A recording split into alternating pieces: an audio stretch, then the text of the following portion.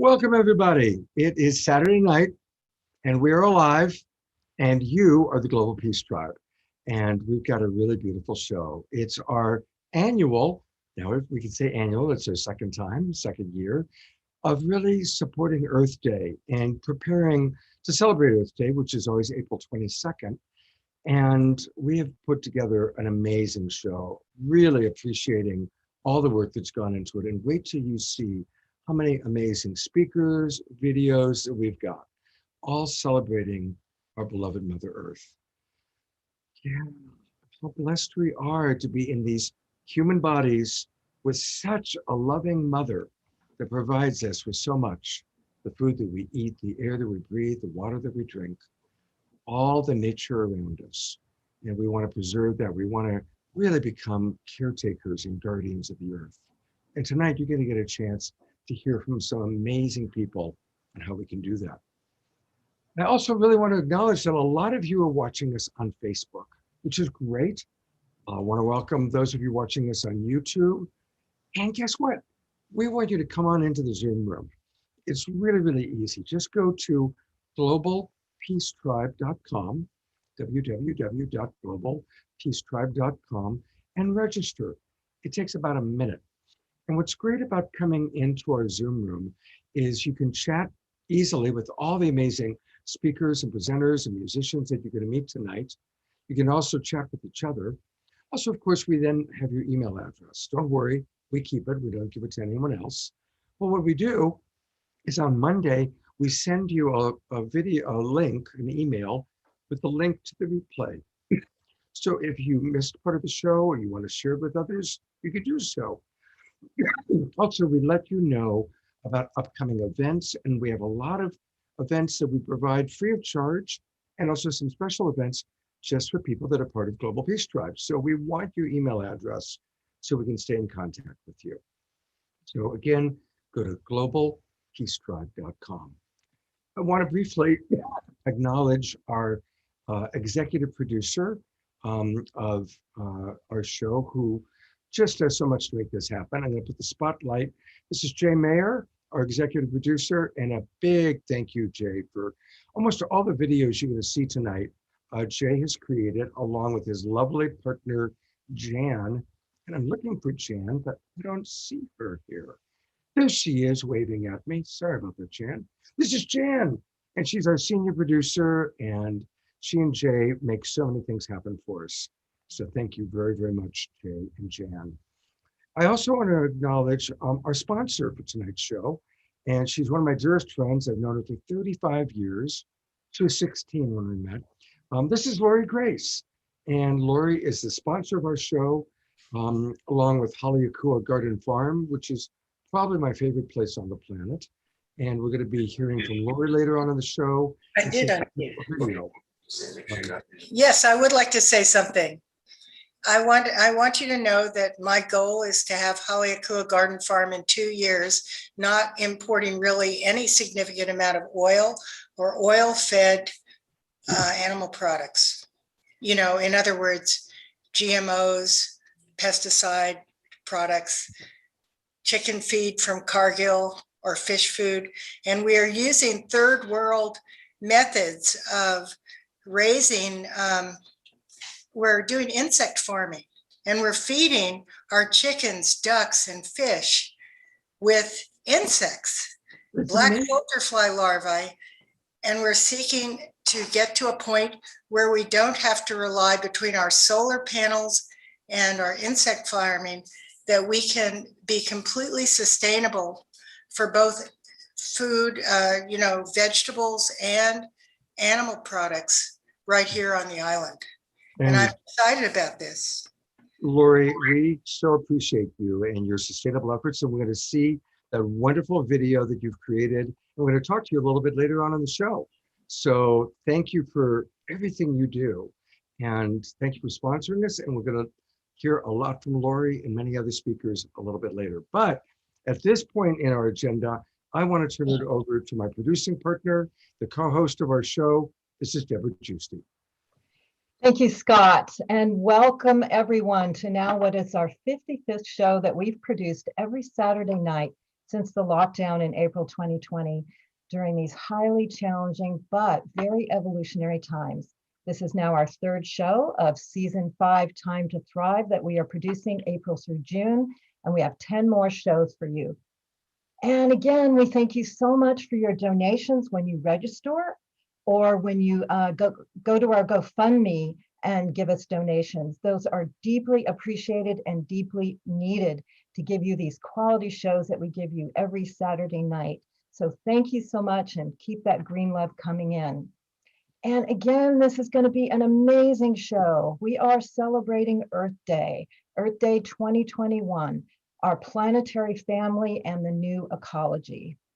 We all know this is a great time of change on the planet and deep reflection, as a lot of what has been dysfunctional in our world is being exposed strongly to be revealed and healed on all levels of life. And that includes our relationship with the earth, our beautiful home, and its many essential natural systems that are being badly thrown out of balance, and from climate change to species extinction and much more. We have a lot of signs that the earth, and that means we are in trouble. But we know that there are a lot of solutions, and there is a collective ability to change our ways and bring our actions and culture into alignment with nature. But that requires that this become a priority for our politicians, our corporations, and us, the individuals. So tonight we've assembled an amazing group of experts, of activists, of major leaders in our community and throughout the world that can share with us what we need to do to course correct. They will inspire us with a compelling vision and solutions that can take effective actions that can manifest the change that's positive now, that's possible. And I'm going to introduce them to you now. We will have with us by video Bill McKibben, who is the founder and senior advisor of 350.org. He was awarded the Right Livelihood Award, which is sometimes called the Alternative Nobel Peace Prize. And we have live with us Miro-Quesada. He's an internationally acclaimed shamanic teacher, healer from Peru, and the founder of Heart of the Healer. And we're happy to have Orielle. She's the founder and executive director of Women's Earth and Climate Action Network International. She works nationally and internationally with grassroots and frontline women leaders, policymakers, and many that help women leadership with climate justice and resilient communities. And we have Kenny Ausubel. He is award-winning social entrepreneur, author, filmmaker, media producer, but he's also the CEO and founder of Pioneers, the amazing conference that's been going on for many years in Northern California. And we will have Randy Hayes. He was the founder of Rainforest Action Network. He's now the executive director of Foundation Earth, a new organization rethinking a human order that works with the planet's life support systems. And we will have Penny Livingston-Stark. She is going to be in our after show, so please stick around for that. She's well known for her very strong work with permaculture and is a foremost expert on permaculture. And you know what? It took a moment for me to find they weren't here, but there's Penny. All right. Welcome, Penny. Thank you so much for being with us. And there's Randy. All right. Randy's here. He's going to be with us on video later on, so stick around for Randy as well. And we have Clare Dubois. She is the founder and CEO of Tree Sisters, a global women's movement spanning multiple countries that have collectively funded the planting of over 16 million trees. And we will have Trathen Heckman, who is the founder and director of Daily Acts, an organization, nonprofit dedicated to transformation action that creates connected, equitable, climate resilient communities. And as always, we're going to have amazing music and spoken word. We will have Amikaeyla Gaston. She's award-winning singer, activist, and executive director of the International Cultural Arts and Healing Sciences Institute. We are also having Naima Penniman of Climbing PoeTree.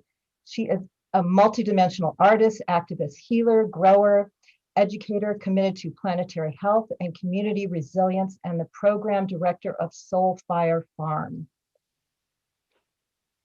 And we will have, greetings, Naima. And we will have Shea Freedom, who is a song and a speaker. You can find Freedom activating for fostering youth, human rights, and environmental issues. We also have Marlow Baines, who is going to be representing Earth Guardians. She is a deep listener, lover of nature, dedicated activist for educating and the voices of young people in the quest for social, environmental, and climate justice.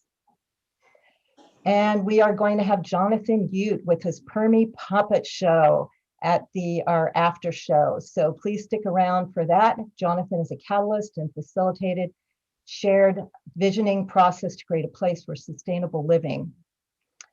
And with our show, a lot of times we have the opportunity for you to share your green love.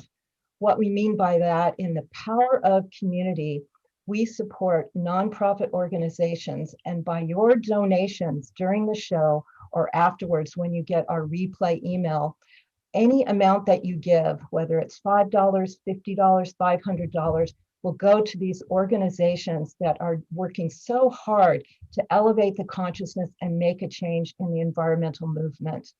And what is best more than the environmental movement to support? And we are going to support this time Earth Guardians. This is an intergenerational organization with youth at the forefront that trains diverse youth to be effective leaders in the environment, climate, and social movement. And what better to support the youth? They are the ones that are going to inherit this situation that we have now with the earth. And we are also supporting Daily Acts, which is a grassroots nonprofit that works with communities to allow the communities to serve the communities in terms of restoring environments. And we will share more about them later. But for now, a big magic of the success of Saturday Night Live is the collaborations that we've created. And this show has been a huge collaboration with Lindsay Morris, who is part of the Saturday Night Alive team, who is very passionate about the environmental movement. And also Vineet Allen, who has been a steward of the environmental movement for 30 years or more, always on the forefront. And Jaima Markets, again, very passionate leader in the community, specialist in permaculture, and runs the Permaculture Convergence every year. So I want to thank you all for bringing this show together. And Vineet, just give you a moment here to share your heart about what inspired you to help us with this. Well, I am an earth lover, and I have been in sustainability education for the last 30 years, and have learned as part of that social justice is absolutely critical in addressing our environmental issues. But I'm grateful to be here and support in any way I can. Thank you. Thank you, Vineet. And Jaima, would you like to speak your heart about your input in co-creating this event? Sure. I am here primarily because you asked me, Deborah, and I just want to acknowledge Harmony Festival. For those that remember, the transformational event festival culture internationally, and Harmony Festival being one of the kind of elder mother festivals that really brought people together, 35,000 people around transformational consciousness. And in that, bringing people in with music and then educating them with all the kinds of things that we had. And I was the manager of the Eco Village, a big portion of that festival for I think the last 3 years of it. And I'm just really passionate about exposing people specifically to permaculture into ways that we can, turn these problems into solutions, because we certainly do have them. So I'm just happy to continue that effort in an online version. Thank you. Thank you so much, Jaima. And thank you three so much for creating this amazing program. And we always love to start with music, because that gets our heart open, raises the energy, and really sets us in a good way. And I think, Scott, you're going to announce this beautiful artist here with us. Yeah, we're so happy to have Amikaeyla Gaston back with us. She's an award-winning singer, activist, and the executive director and founder of the International Cultural Arts and Healing Sciences Institute, which was proclaimed by NPR as a pure, she has been proclaimed by NPR as a pure contemporary voice. Also, MTV says about her, sounds like velvet waterfalls. We all get to experience that ourselves right now. Amikaeyla, thank you for being with us and getting us off to a beautiful start. Thank you so much. Blessings, family. I'm so honored to be here and on this beautiful, fabulous Earth Day. And so I'm going to sing songs to our mother and to the water. Yamile, although Yamile, although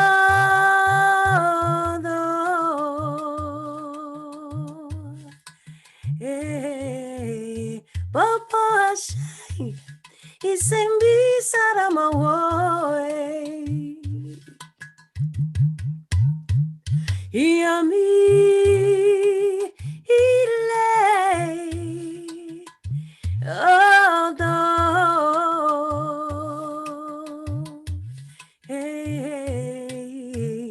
and to the oceans, the rivers, the gentle breeze,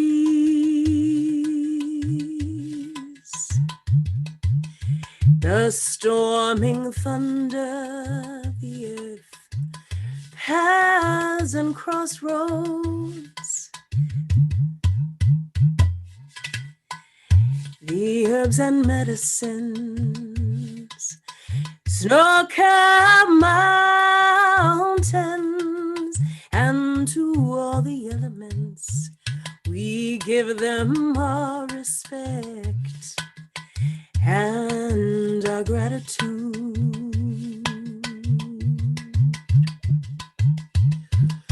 To be amongst them by whatever names they might be called or worshipped, our humility is our gift and a birthright, as it is for every human, growing as a seed under light of sun and moon, growing as a seed under light of sun and moon.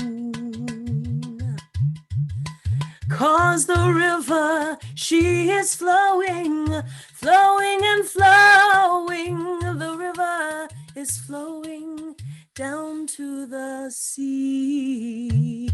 Oh, mother, carry me, your child I'll always be. Oh, mother, carry me down to the sea, for the earth is our mother. We must take care of her. The earth is our mother. We must take care of her. Yami ilay, although Yami ilay, although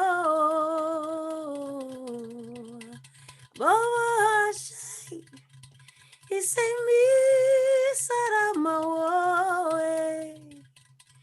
Yamile,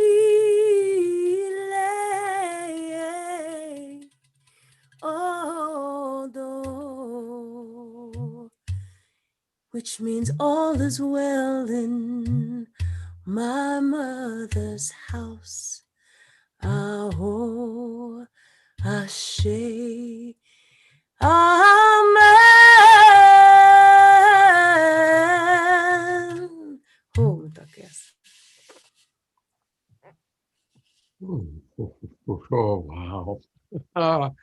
What a wonderful, wonderful start to our show. Thank you so much, Amikaeyla. Thank you so much. What a blessing to be here. It's Earth Day, y'all. Earth Day, yeah. What you got to say, Earth Day? Okay, I'm good. No, you're more than good. You're great. You're great. Hey, I want to encourage everybody to write down her name. It's Amikaeyla Gaston. You can find her on Facebook. I just sent her a friend request. I hope she accepts it. And I promise I will. Okay, good. She spells it Amikaeyla, Gaston, Gaston. You can find her on Facebook. You can also, if you go to YouTube, she has an amazing TEDx talk that she did.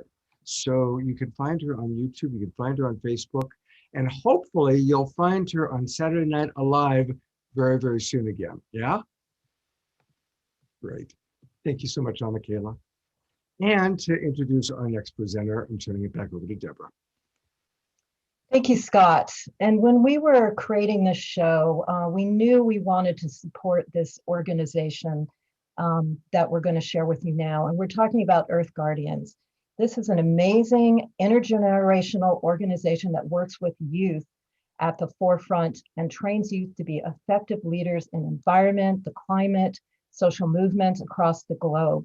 So we've invited Marlow Baines to come on and share her story and her process of being involved in Earth Guardians.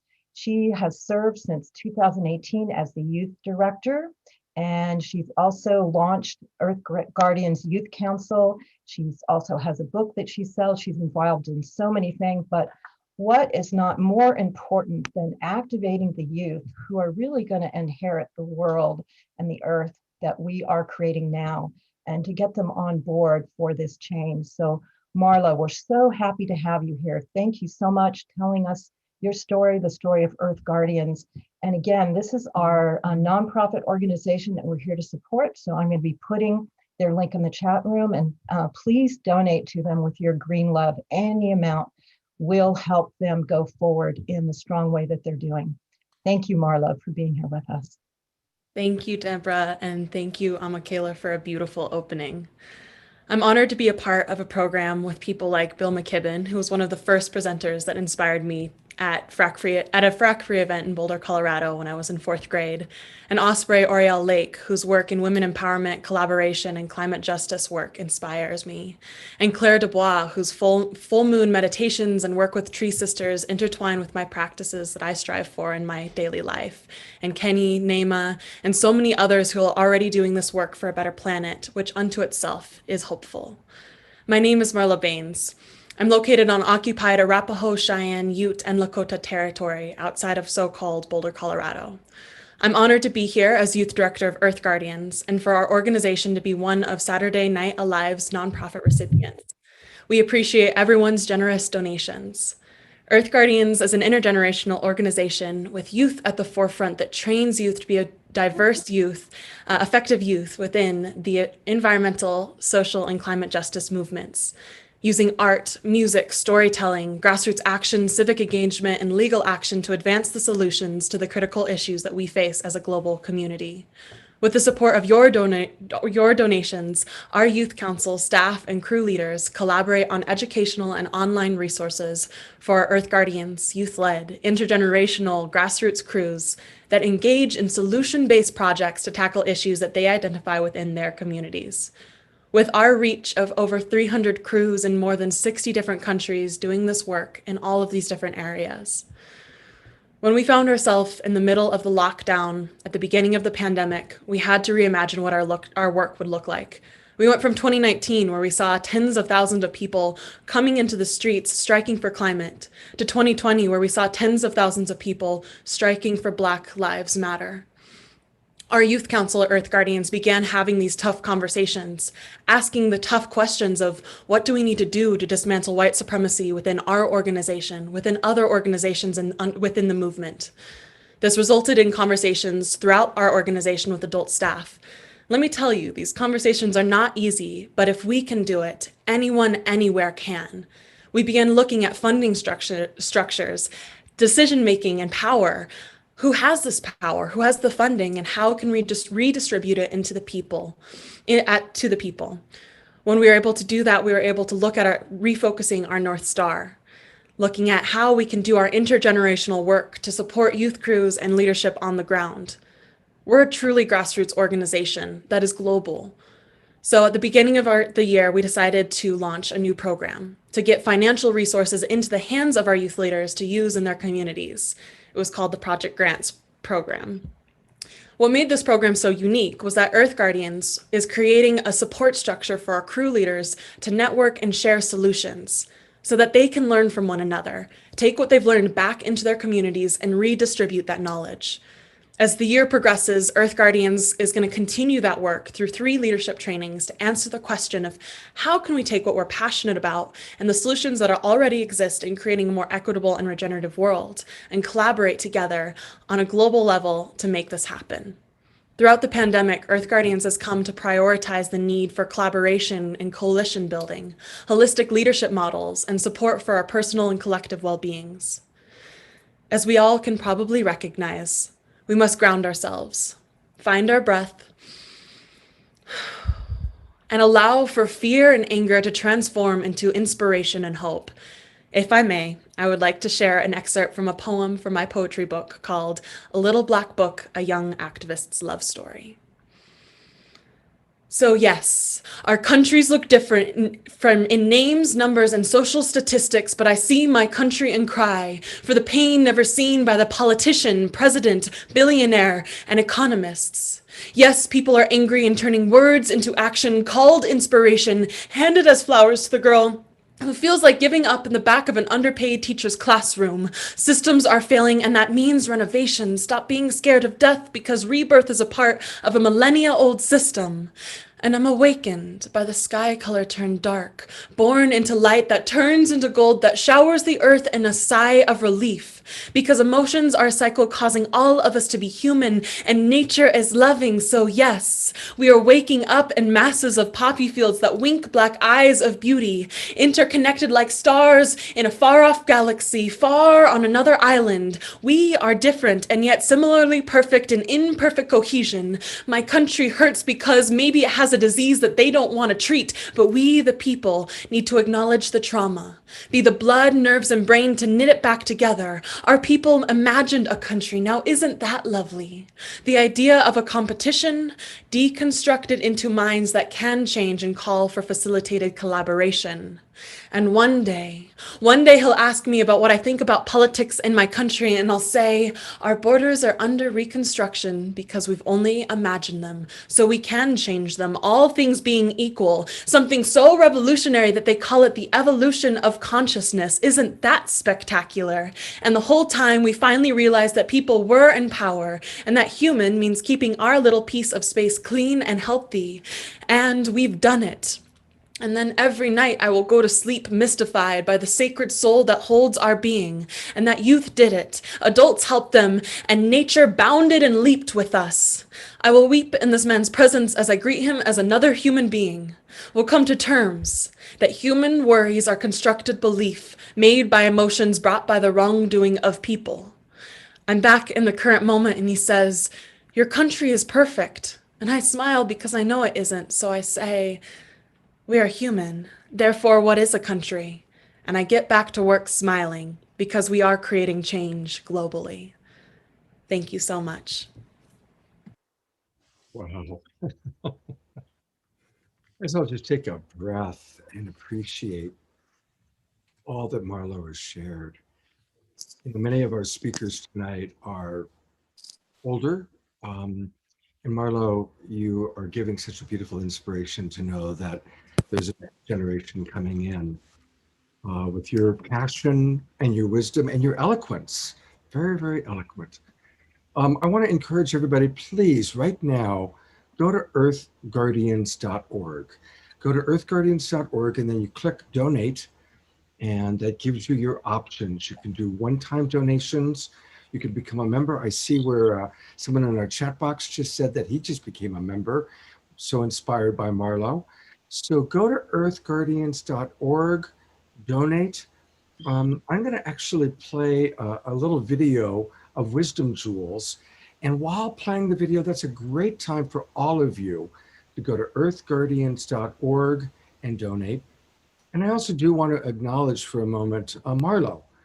She's obviously a wonderful being. And if you want to get more of her poetry, you can go to her website.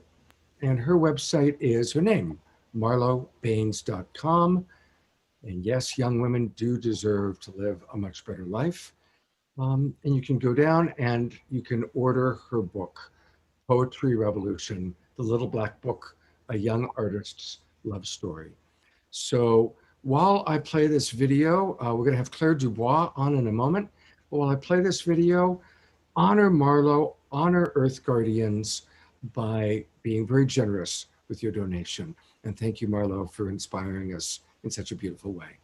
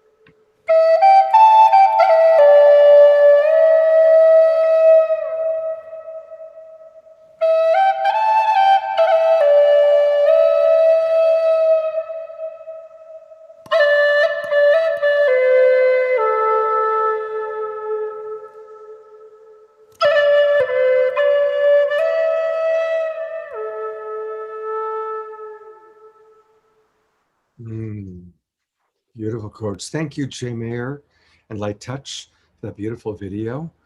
Thank you, Jan. And thank you, all of you who hopefully are donating right now or have donated. And of course, you can continue to donate through the show. And you know, I love to read the names of the people who've donated. So you can always donate anonymously if you don't want your name read. But I really enjoy that. It's one of my favorite parts of the show. So thank you for your donations, and please keep them coming in. And now to introduce our next presenter, it's my dear friend Vineet. Thank you, Scott. Well, I'm honored to introduce Clare Dubois. She is the founder and director of treesisters.org, a global women's movement spanning multiple countries that has collectively funded the planting of over 16 million trees. Wow, thank you. Tree Sisters is a social change movement and a tropical reforestation organization working towards normalizing cultural reciprocity with nature. Clare, as you can see, is beautiful inside and out, and also happens to be married to a good friend of mine, Mark Dubois, another absolute hero of the planet. Clare. Thank you so much, Vineet. And Marlow, you're a hard act to follow. My God, our planet is so lucky to have your soul here, and let it blaze evermore.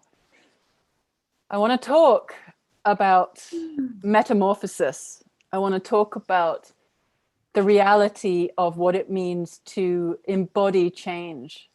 And I want to talk to the parts of all of us that are going, oh my God, why did I choose now to be alive? and the parts of us that are going, oh, thank God I chose now to be alive. Somebody needs to mute themselves. They know it might be you. There's noise in the background. Thank you, love. So there's still noise in the background. So I'm sitting with the invitation to see the act of letting go as a radically disruptive technology of the now. The temptation when we are facing just chaos everywhere around us is to feel like we need to move into a level of action that is commensurate with the apparent disaster that we're in. And yes, action is needed. Action is absolutely needed, and we're all here to be that action. But what if that action needs to arise from a completely different place?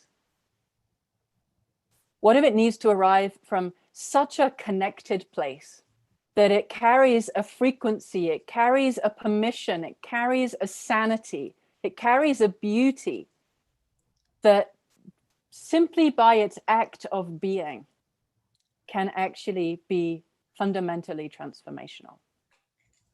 And what do I mean by that? What do I mean by transformational simply by feeling? I think one of the greatest tools that we have as human beings is our ability to feel.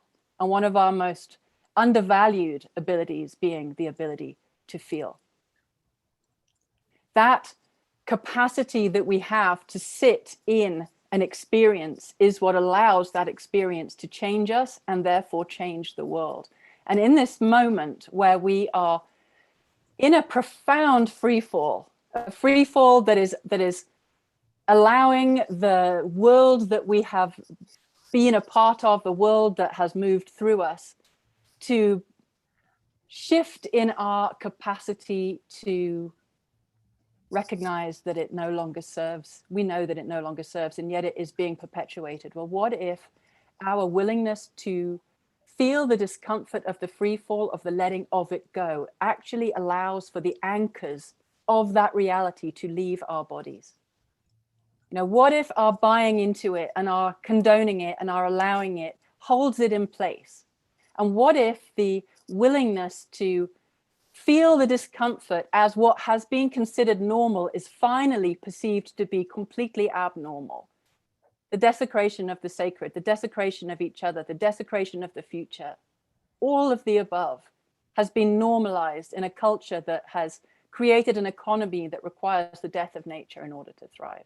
It is not sane.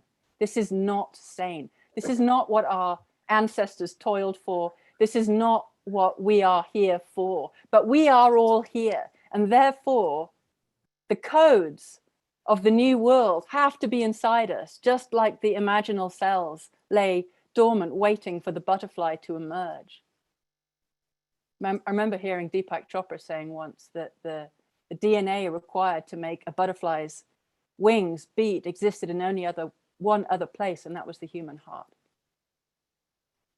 So there is a butterfly in each of us, and that butterfly has chosen a specific set of circumstances within which to form its nutritive soup, within which to dissolve. It's chosen a pandemic, it's chosen COVID, it's chosen radical social discord, it's chosen feeling completely out of control. It's chosen everything that we face. This is the crucible of our transformation. And we can fight it or we can fall into it. And the falling into it doesn't look like helplessness. The falling into it looks like a very conscious act of engaging with the feeling of a death and allowing it to activate the seeds of rebirth in us right now, in this moment. So there is a disintegration going on.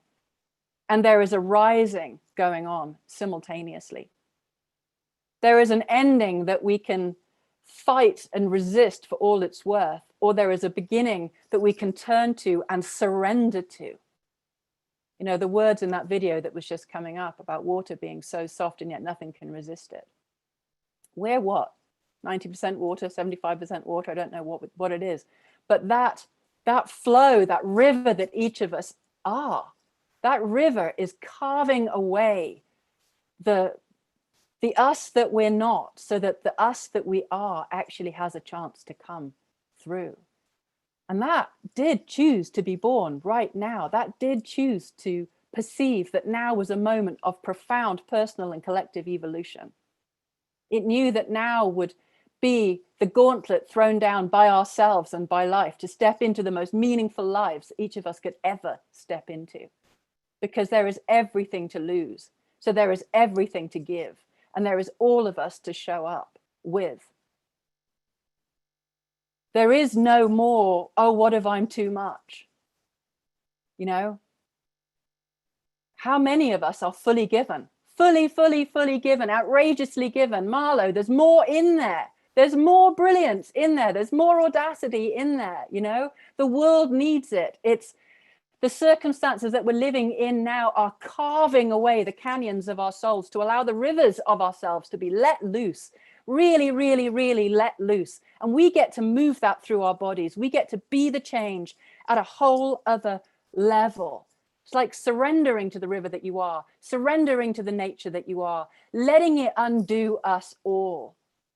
Yes, I know that so many of us believe that technology will save us. I believe the nature that we are will save us. The nature that we are. The sunshine that knows how to help each one of us blossom. The soil that can help compost everything that's ready to go.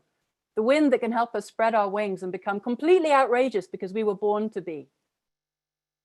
Now is the moment of our unfolding. Now is the moment of the past's undoing.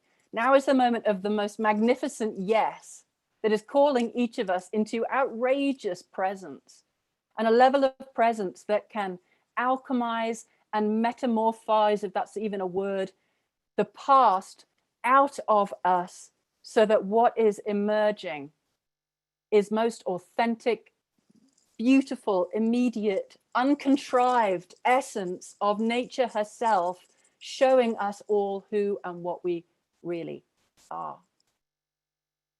So yes, we may be scared shitless about what's going on, but part of us is so damn excited. And I just keep being told the difference between fear and excitement is breath. So now is the time to be breathing, really breathing with the feelings, breathing with what we're terrified to feel. Like it's a bring it on moment, because if we do, that free fall can open us up into an experience of being human like no human has had before us.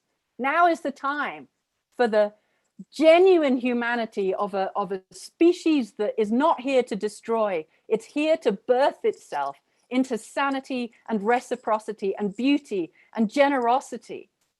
And we can do it through intimacy. Intimacy with ourselves, intimacy with Gaia, intimacy with the air that we breathe that is the gift of the trees. Intimacy that means we need to be willing to feel it all. We need to be willing to feel it all. And the feeling of it is our undoing and our rebirthing. And the feeling of it will deliver us to ourselves and each other on behalf of this miraculous world that we're celebrating. Thank you so much. And I just want people to know, let's show a couple of things. Tell us briefly about how we can grow our own forest by supporting Tree Sisters. Very simply, just feel how much in your life you have received from nature and whether or not now you are willing to give back to nature in a way that cools her down. Go to treesisters.org/give and we will grow forest for you right across the tropical forest belt, from Amazonia and the Atlantic forest of Brazil to Kenya and Cameroon and Mozambique and Madagascar and West Papua and Borneo and India and Nepal. You will be able to have your fingerprints and your generosity on all of those places and all of those people who are living at the coalface of climate change that is not of their making. Endangered species of great cats and lemurs and gorillas and elephants and fish eagles and monkeys and even endangered trees. There is such a simple way to do something measurable in the face of climate change, whilst we are unfurling our wings and while we are figuring out who else we can be. If every single one of us was giving back to restore the global forest purely as an act of giving back to the air that we breathe, cooling our mother, we would be in a significantly different state. So let us grow a forest for you. And I'm so grateful in advance for anyone that chooses to step in and become a restorer in this moment. And again, you can learn more about Clare and more about all the wonderful work she's doing by going to treesisters.org. And when you go there, just add give, and that's what will take you into how you can actually donate. Again, monthly, one time, you can even start a fundraiser. Clare, thank you so much for your passion. Thank you so much for the wonderful work you're doing in our world. Really grateful to you. Thank you. And thank you for being on the show. Thank you. And again, as we digest all this wonderful information that we're getting as we meet these inspiring people, we are going to pepper it with some wonderful videos. Here's a very, very short video, again from Jay, just to help us breathe in and to digest what we're seeing. Thank you for blessing everyone watching this with your best blessings for everyone.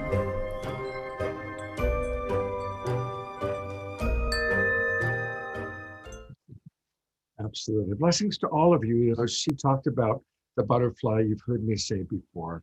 We all are imaginal cells in the butterfly growing out of the old paradigm. And to tell us about our next presenter, once again, here's Vineet. Thanks, Scott. Great show. I'm so inspired. Well, it's my great pleasure to introduce a personal hero of mine, Kenny Ausubel. He is an award-winning social entrepreneur, author, filmmaker, and media producer. He's CEO and co-founder of Bioneers, an acclaimed nonprofit showcasing visionary and practical solutions for restoring people and the planet. And I will say I don't think I've missed a single year out of the last 15 years. It's like the creme de la creme. I don't know where he finds amazing people and solutions. Beautiful. His film series, and I believe we're going to be seeing a trailer clip that's spectacular, Changing of the Gods, will launch this fall. Kenny? And actually, Kenny provided us with a video, so we're going to watch the video. Great.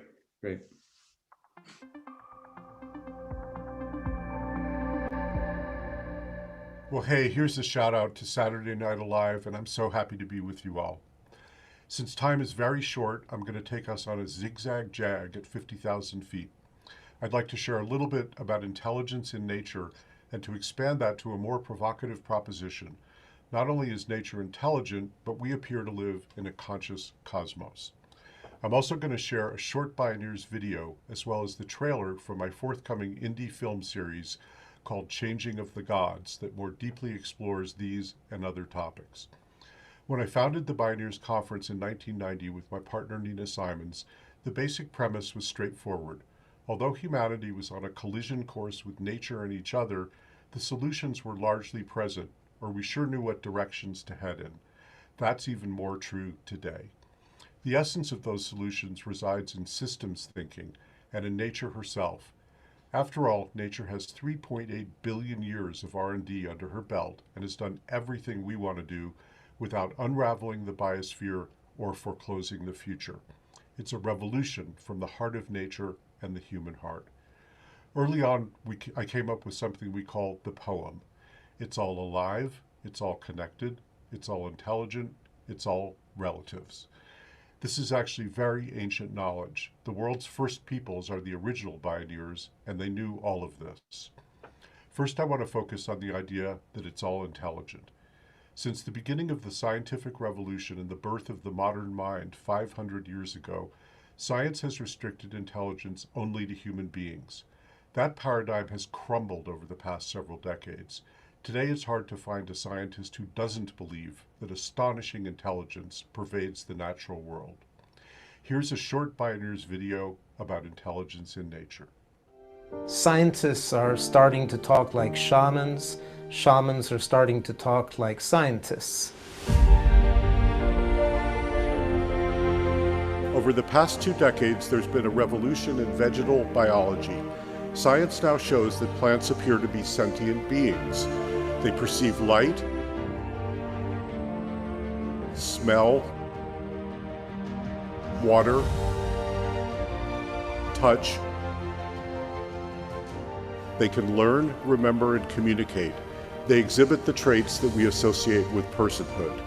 Experimental science has confirmed that plants can see when you're standing next to them and the color of your shirt. They don't have eyes, but they have the same photoreceptor proteins all over their bodies that humans have at the back of the retina.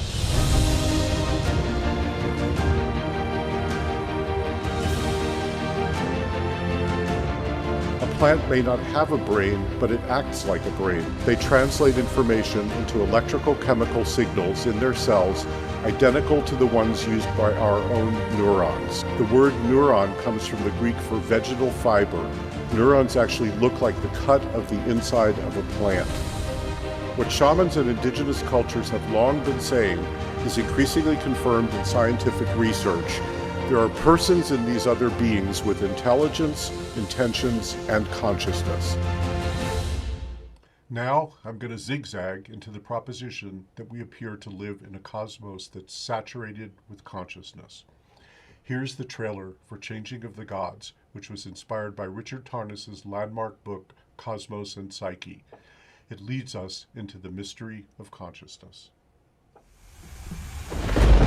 Is this just some sort of disturbance in the Force? These are truly uncharted times. There are periods in history when human energies, both constructive and destructive, seem to come to a boil. I don't know if you can remember the last time we have seen a world this much in chaos. If you didn't know better, you'd think something larger was at work. Something is happening here, and you don't know what it is. That something is happening again. Is there a correlation between human history and the movement of the planets? Tracing back in history the many times that Uranus and Pluto came into conjunction or opposition or the square, it would coincide with historical periods that have a quality that perfectly reflects the archetypal quality astrologers connect to those particular planets. There appears to be a close correspondence in history with sudden large-scale shifts in human consciousness and collective behavior. The beginning of the revival of the women's movement. I can see the similarities between Black Lives Matter and the Black Power movement. One possibility for understanding astrology was that it was synchronicity working on a grand cosmic scale.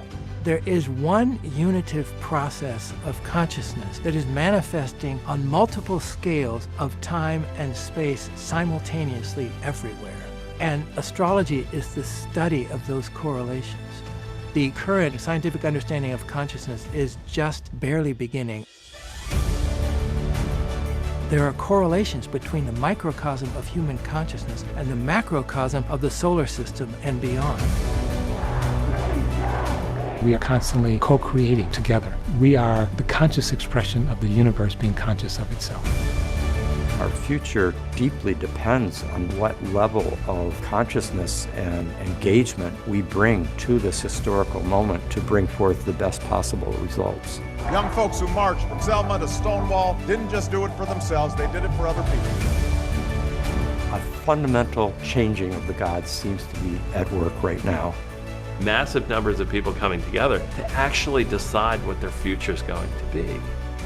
This is a moment in history that seems to happen from time to time in history. This is by far the biggest one yet.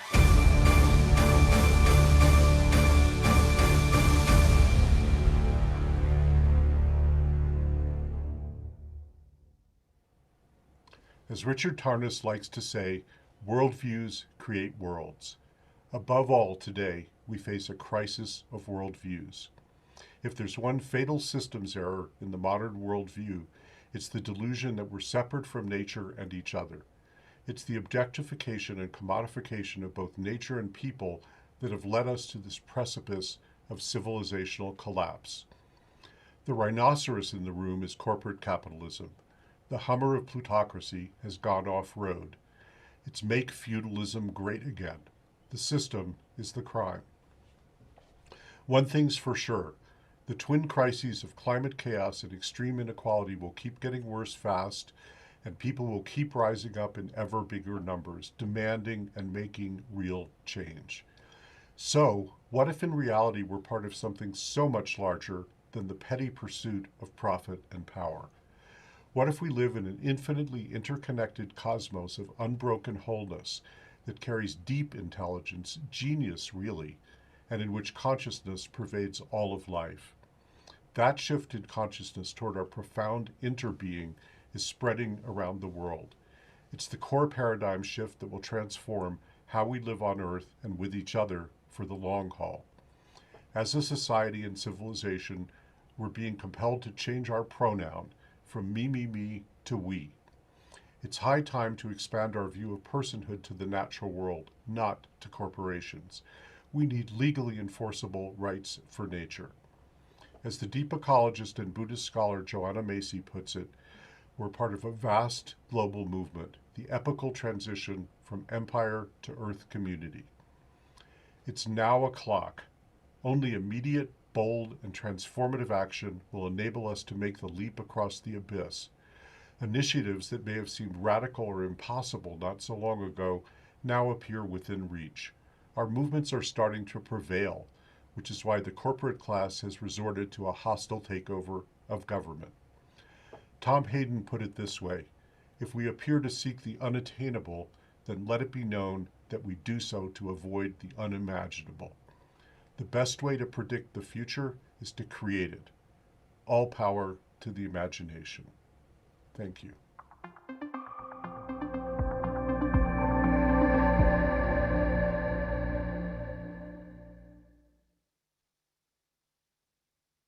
Wow, what a wonderful job Kenny did with that video.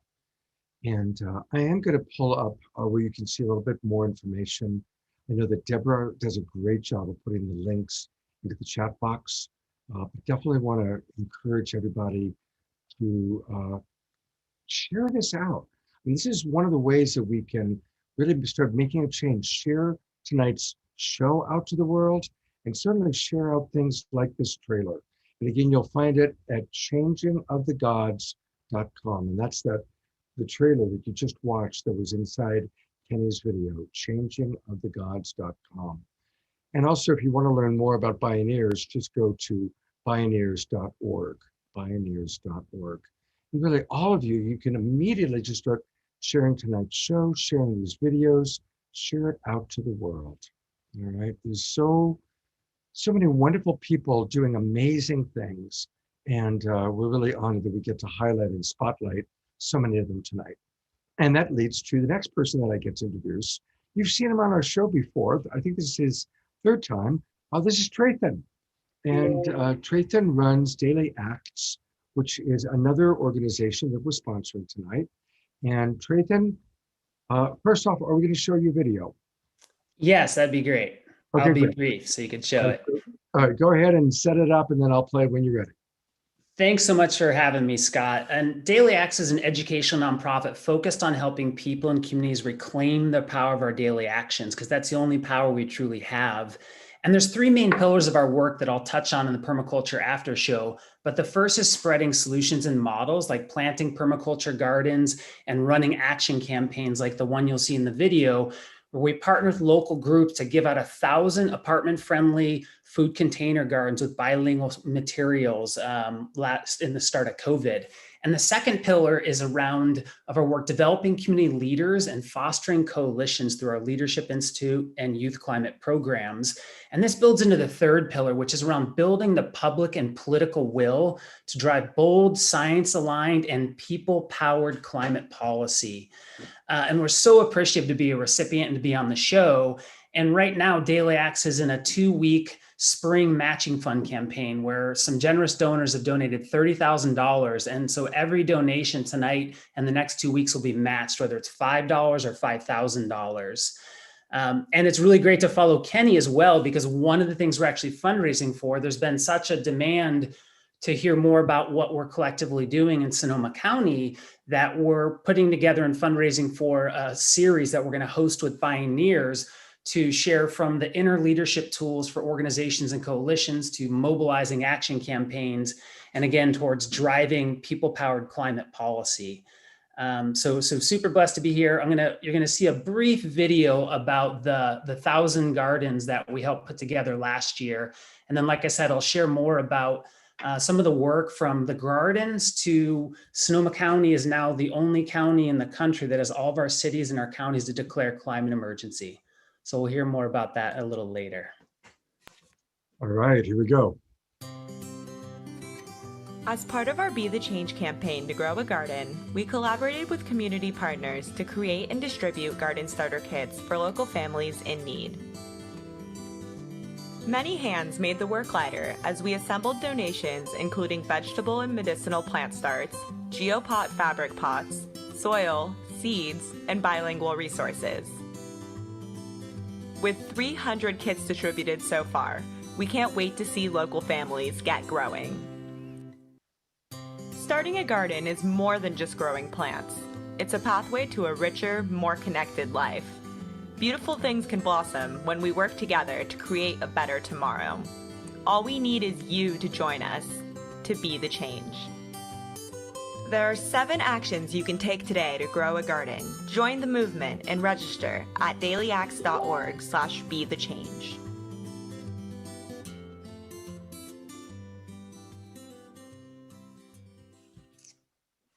And that isn't an active campaign, but it's an example of one of the action campaigns we run. Fantastic. And of course, you're going to be on we've got this wonderful after show planned, Permaculture after show. And so we're going to learn a little bit more about you then. But I do want to take people one more time just to your page and go to dailyaxe.org, dailyaxe.org. And that's where you can learn how to donate. And if you click the donate button, you have all sorts of options as to how to donate. Like he said, if you donate, it's going to be matched. So now is the time to support Daily Axe. I know we're asking people to, support a lot of organizations tonight. That's because there's so many people doing such amazing work. And you're certainly one of them. Thank you so much, Trathen, for all that you're doing and all of the people that you're working with are doing. Thank you so much. Thank you. And, while you're donating, I'm going to play another video, again, created by our friend Shea. And it's, it's a reminder for us to just really enjoy our life and to be grateful for all that we have. So I invite you to donate to Daily Axe and to enjoy this video.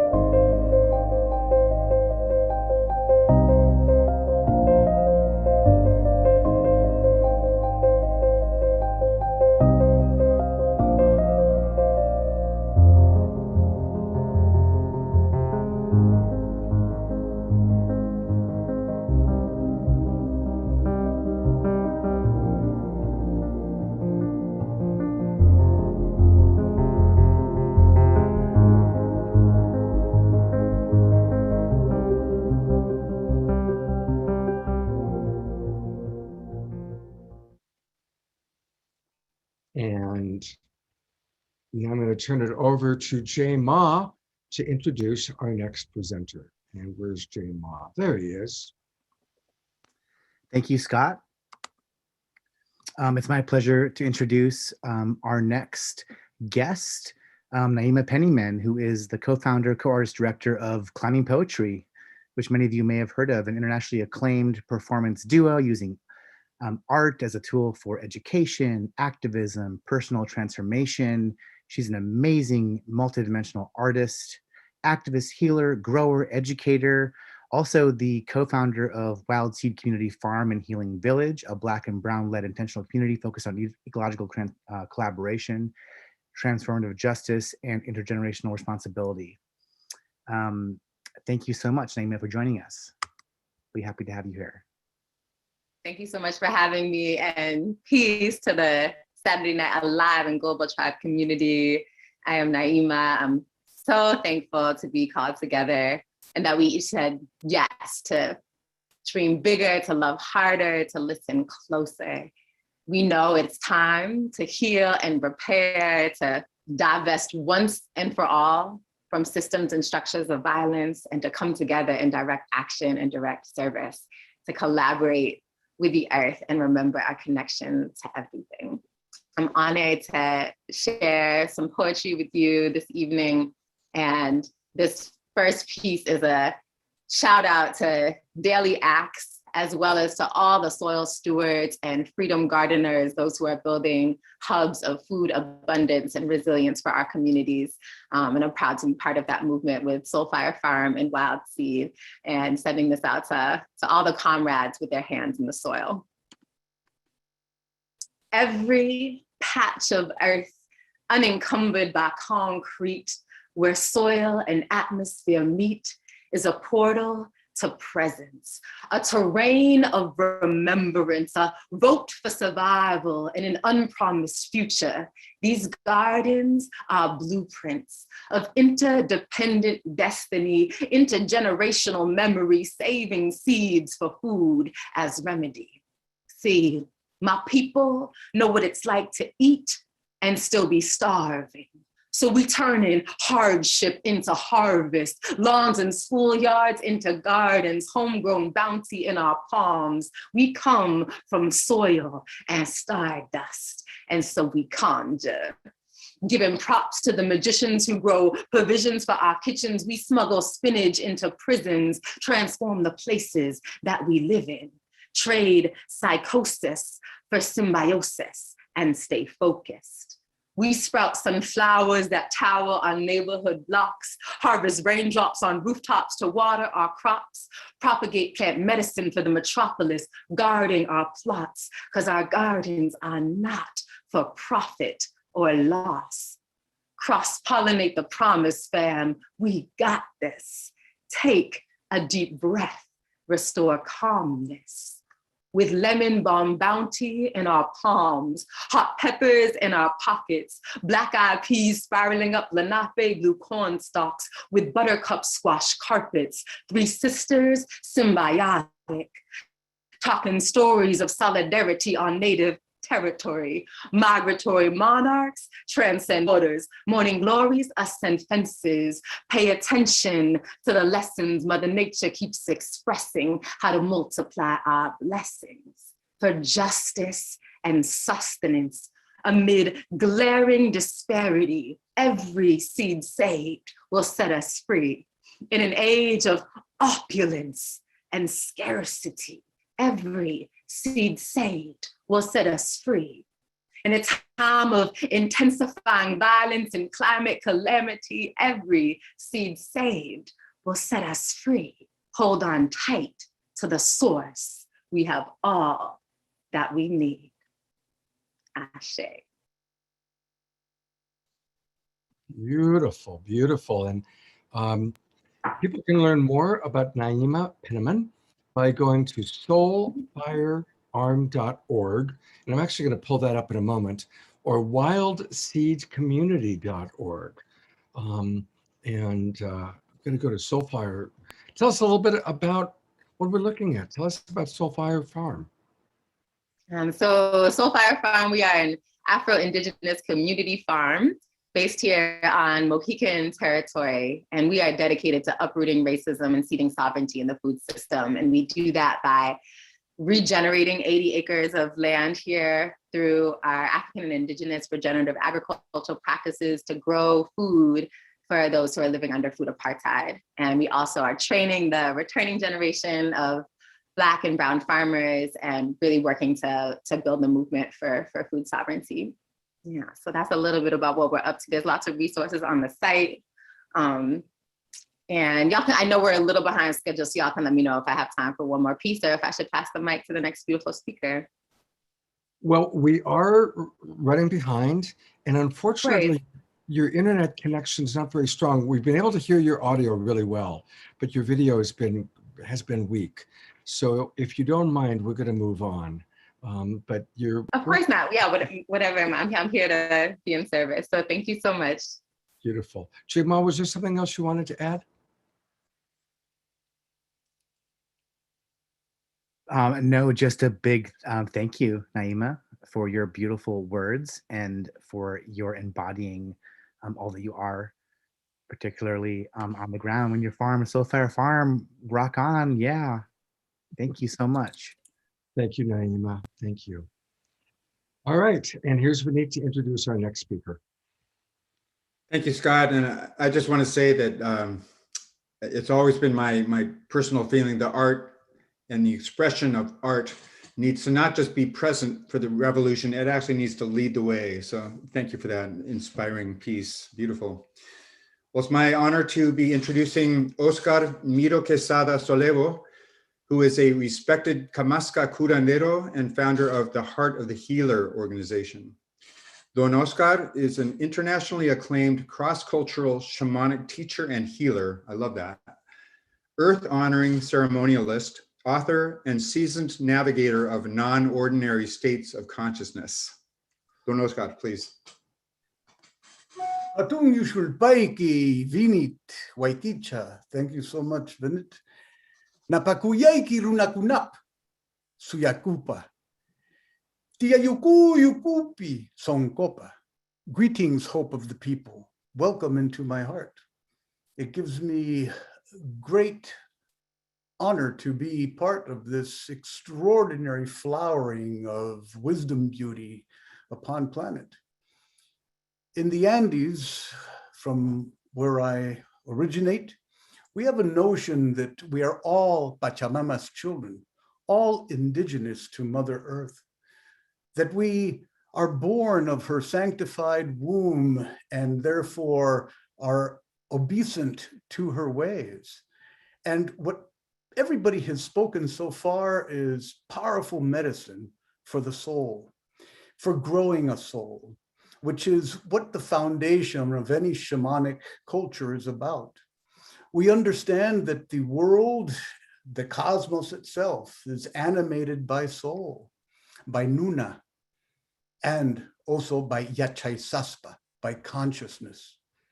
As Kenny and also as Clare spoke so eloquently about, we are really needing to understand at this juncture in the Pachacuti, in the Great Turning, that our destiny lies in our origins. And that is why there is such a resurgence and revitalization of our Aboriginal and Indigenous traditions as a means of mapping the way into our emergent future. And if we pay attention, we will realize that all the tools and all the practices and all of the community building medicines that is so desperately needed on planet right now, we have the best teachers around us, the people who work the earth as if the earth was truly the source of their own beauty as passersby on planet. In hearing Clare, I was reminded of this rabbinical saying that goes something like this, I paraphrase: if the world is ending and the Messiah arrives, first plant a tree and then see if the story is true. And I share that from another tradition other than Andean, because it really speaks of the action that's necessary, of the right action, of what we understand in the Quechua or Runa tradition of the Andes as Yankay.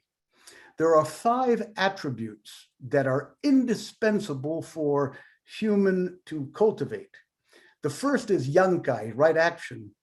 The second is Munay, unconditional love, unlimited love, compassive feeling.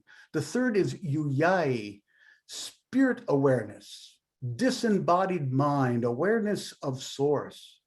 The fourth is Yachai, wisdom, a wisdom that is born and emerges from an intuitive sense of intimacy with the living universe. And the fourth is Hunyui, to unite.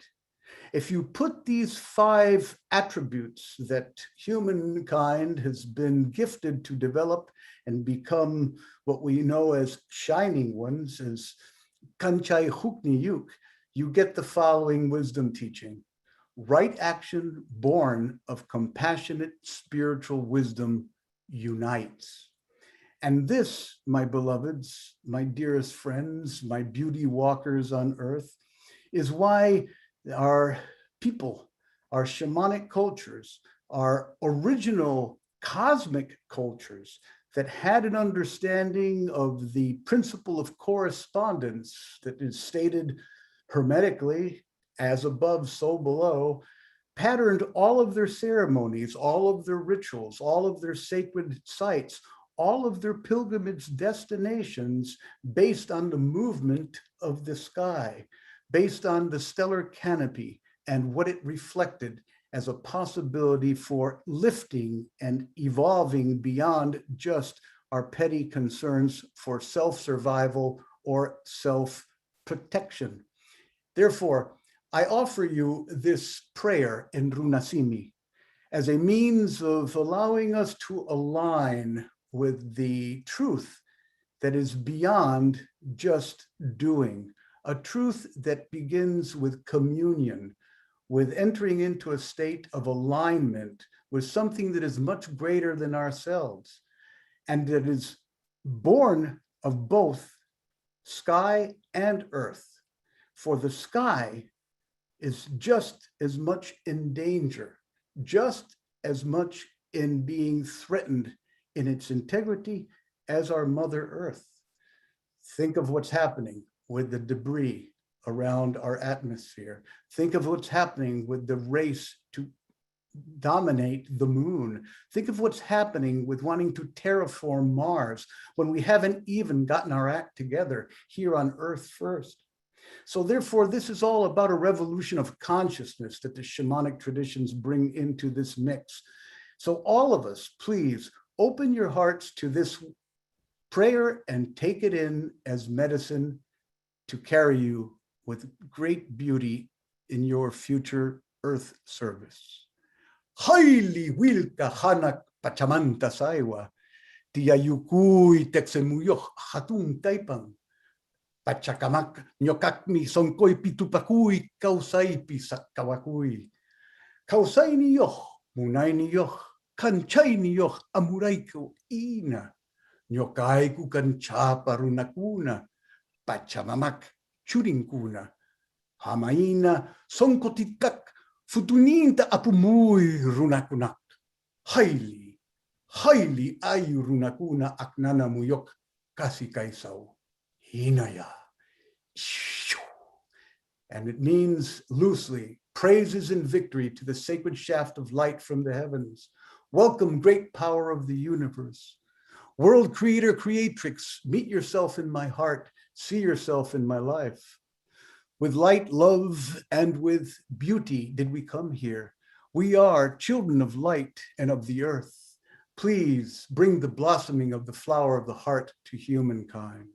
Praises and victory to all our relations within this ceremonial circle of Earth Day in honor of Gaylord Nelson, the ancestor that is the one we must respect, as understanding our destiny is in our origins.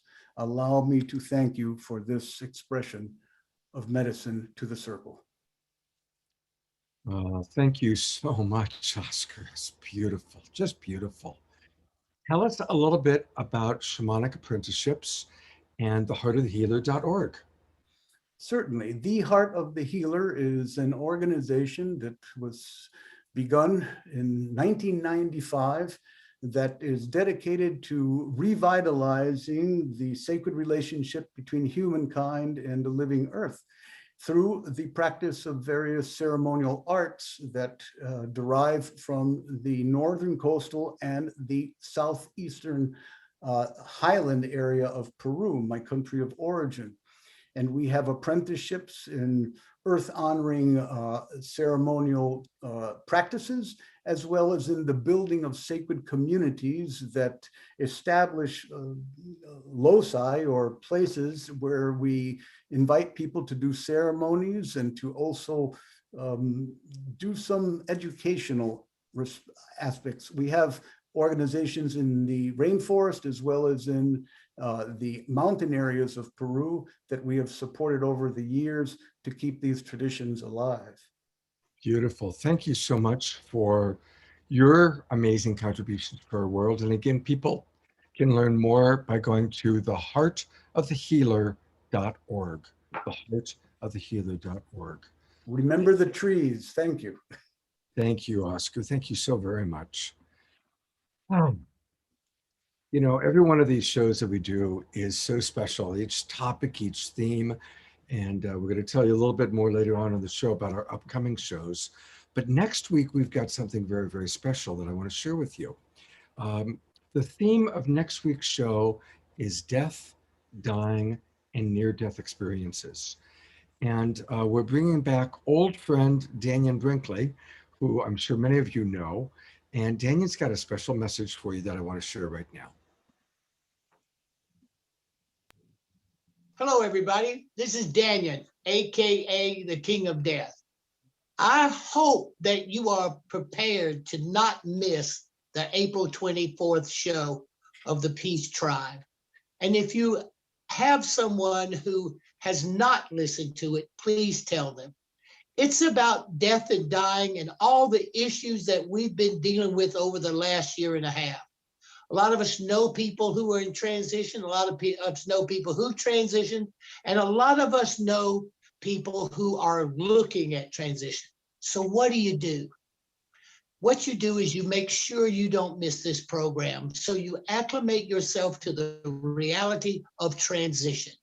I am an expert in death and dying because I have been in palliative and end-of-life care for more than 42 years. And I've been dead so many times, it's like a comedy routine. So not only will I be able to answer my questions and the questions put to me, I will also tell you this. I will give you a technique that will help you communicate with someone on the other side.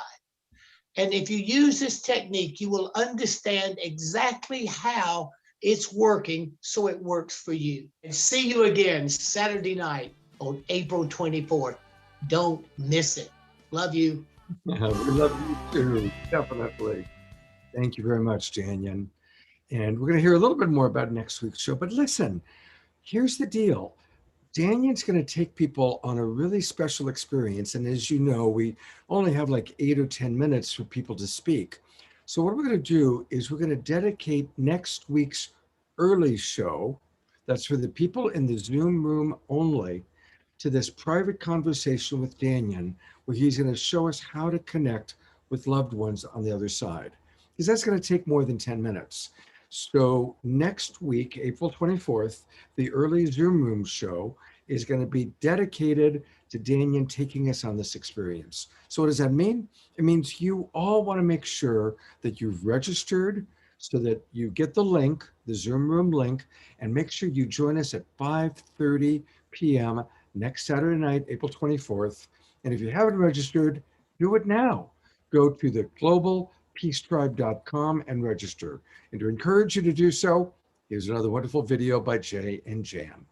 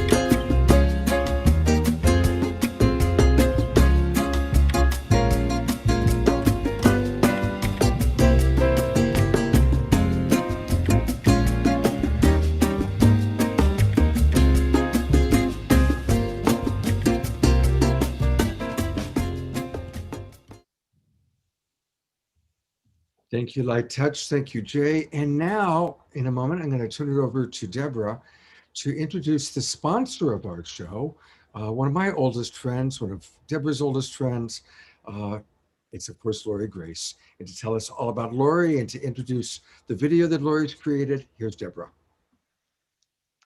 Thank you, Scott. Yes, Lori is a dear sister, but I also call her a Wonder Woman. She is definitely a steward of the earth in everything she does. She puts all her resources, all her heart, all her soul towards supporting the earth. She has numerous businesses. She trained with Al Gore in the Climate Project in January of 2007. She inspires people to live a greener life. It's her primary mission. And she has an incredible center in Maui called Haleakua Garden Farm. It's an organic farm retreat center, and it's really the state of the art of ecological living. And again, Lori could do anything in the world with her vast knowledge and resources, and she channels it into Mother Earth. So I honor her so much, and we're going to share this video with you now that Lori created for us. Aloha! Welcome to Haleakua Garden Farm and Eco Retreat Center. My name is Lori Grace. I'm the Executive Director of Haleakua, and I so hope you'll come and visit us here. It's just wonderful to be here. I've been studying climate change for a very long time, including a training with Al Gore in 2006. Did you know that over 11,000 UN scientists are predicting catastrophic environmental changes by the end of 8 years? Even now, we see droughts, floods, animal extinctions, and hurricanes of much greater intensity. As I have learned this, I've thought long and hard about how to create a sustainable farm and eco-retreat center at Haleakua that will hopefully survive these upcoming changes. Right now, there are many features to Haleakua Garden Farm that make it sustainable. One of the many things we are doing is growing electricity. We have solar panels in many places on the farm and more to come. We are also a certified organic farm, and we are seeking to become sustainable within the farm itself. We are seeking to grow our own certified organic food for both ourselves and our fish, ducks, and chickens, and have some extra food to sell to others. We are also seeking not to have to depend on freighters and airplanes to deliver our animal food and farming supplies during the coming decade. Animal and human food prices are already very high in Maui because 80% of it has to be shipped in by freighter or plane. As oil becomes harder to obtain, prices are likely to go up even more. This is very challenging for people who live here. So, as I said, we are seeking to raise some food for ourselves and all of our ducks, chickens, and fish right here on our property. And we hope to be fully successful in 2 years and to teach others who are interested. To that effect, we are raising also many moringa trees, which are very hardy and whose leaves are comprised of 42% protein. We are using them to feed all of our animals and ourselves in very healthy ways. And we are also raising and breeding black soldier fly larvae to feed our ducks, fish, and chickens, which love them and grow very quickly on them. They are also about 46% protein. We have run some blindfolded taste tests comparing our tilapia and our eggs with store-bought tilapia and eggs.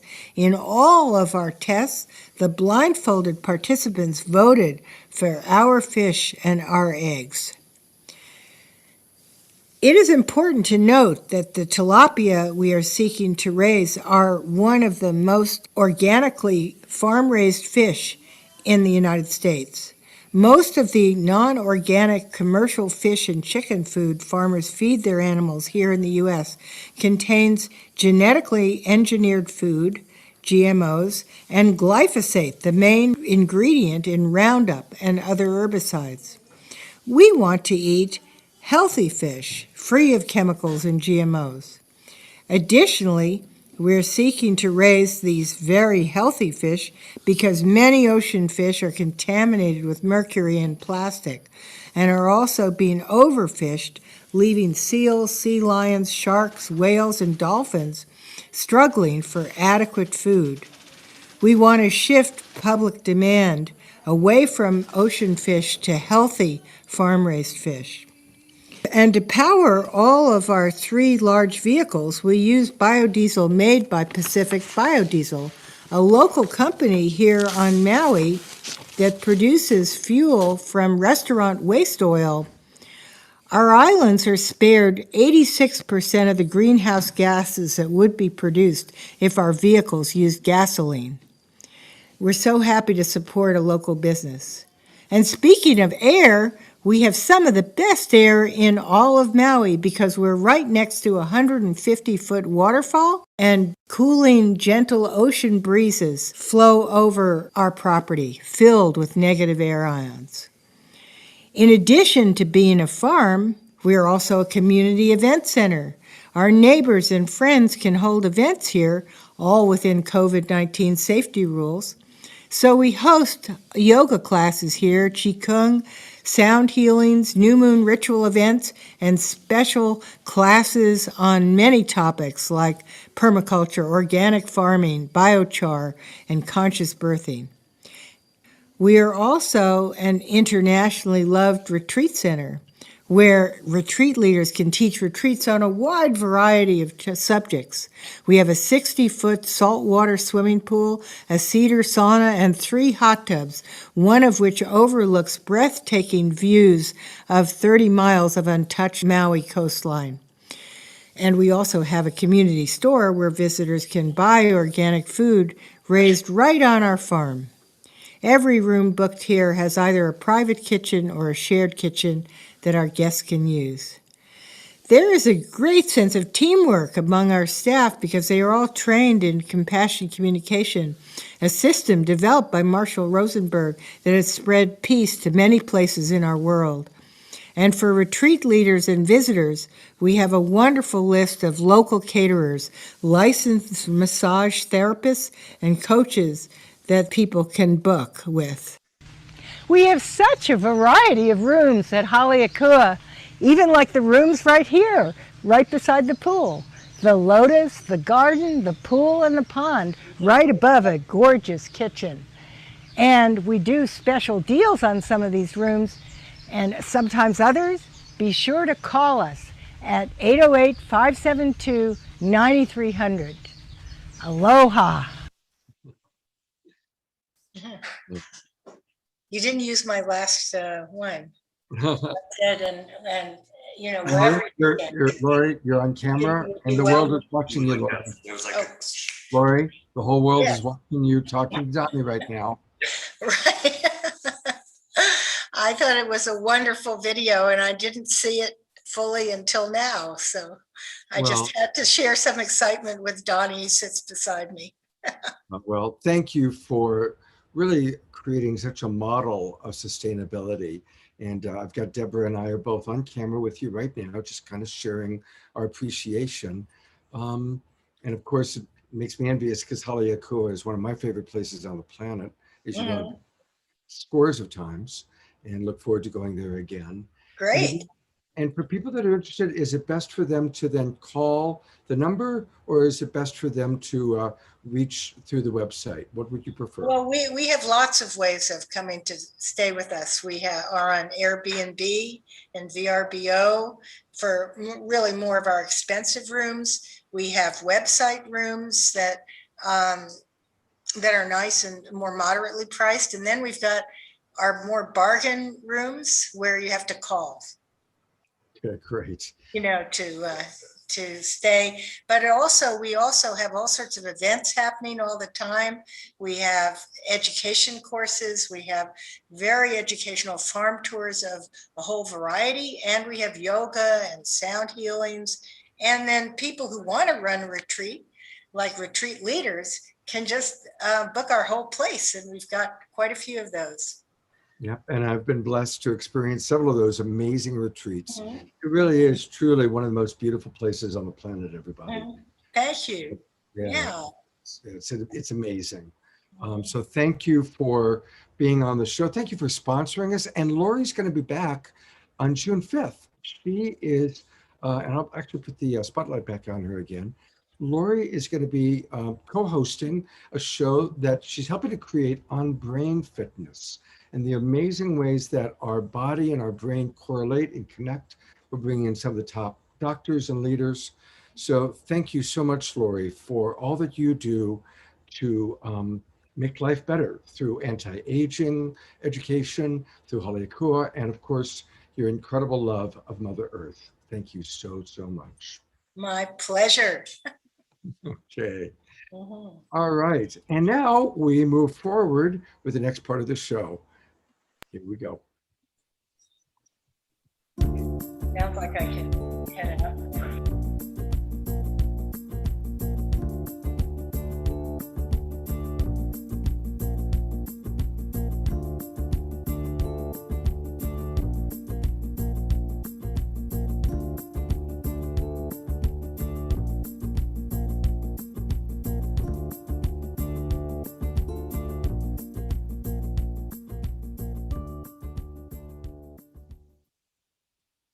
Well, actually, you are going to get Deborah in a moment, but the way we have kind of structured it is I'm going to give a few appreciations first. I really want to thank those of you that are watching on all the different broadcast partners that carry us. Thank you so much. And I want to just take a moment to acknowledge our primary broadcast partners, Unify. You know, the majority of people that watch our show on Facebook are watching it through Unify. And we really appreciate that. So thank you. Also, we show up on about 100 different groups and pages because of the Sign Network. So a big thank you to John and Summer Raymer, our friends at the Sign Network. I also want to acknowledge Alan Steinfeld and his YouTube channel, New Realities. And in fact, Alan is going to be my guest on Straight Talk next week. And we'll talk a little bit about that later. Of course, Light Touch is our ongoing sponsor, and they really make this show possible. Thank you.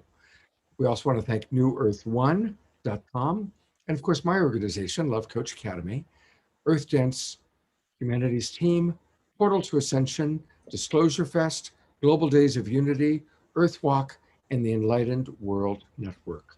Thank you to all of those amazing organizations that really make this show happen and help to reach us to so many people.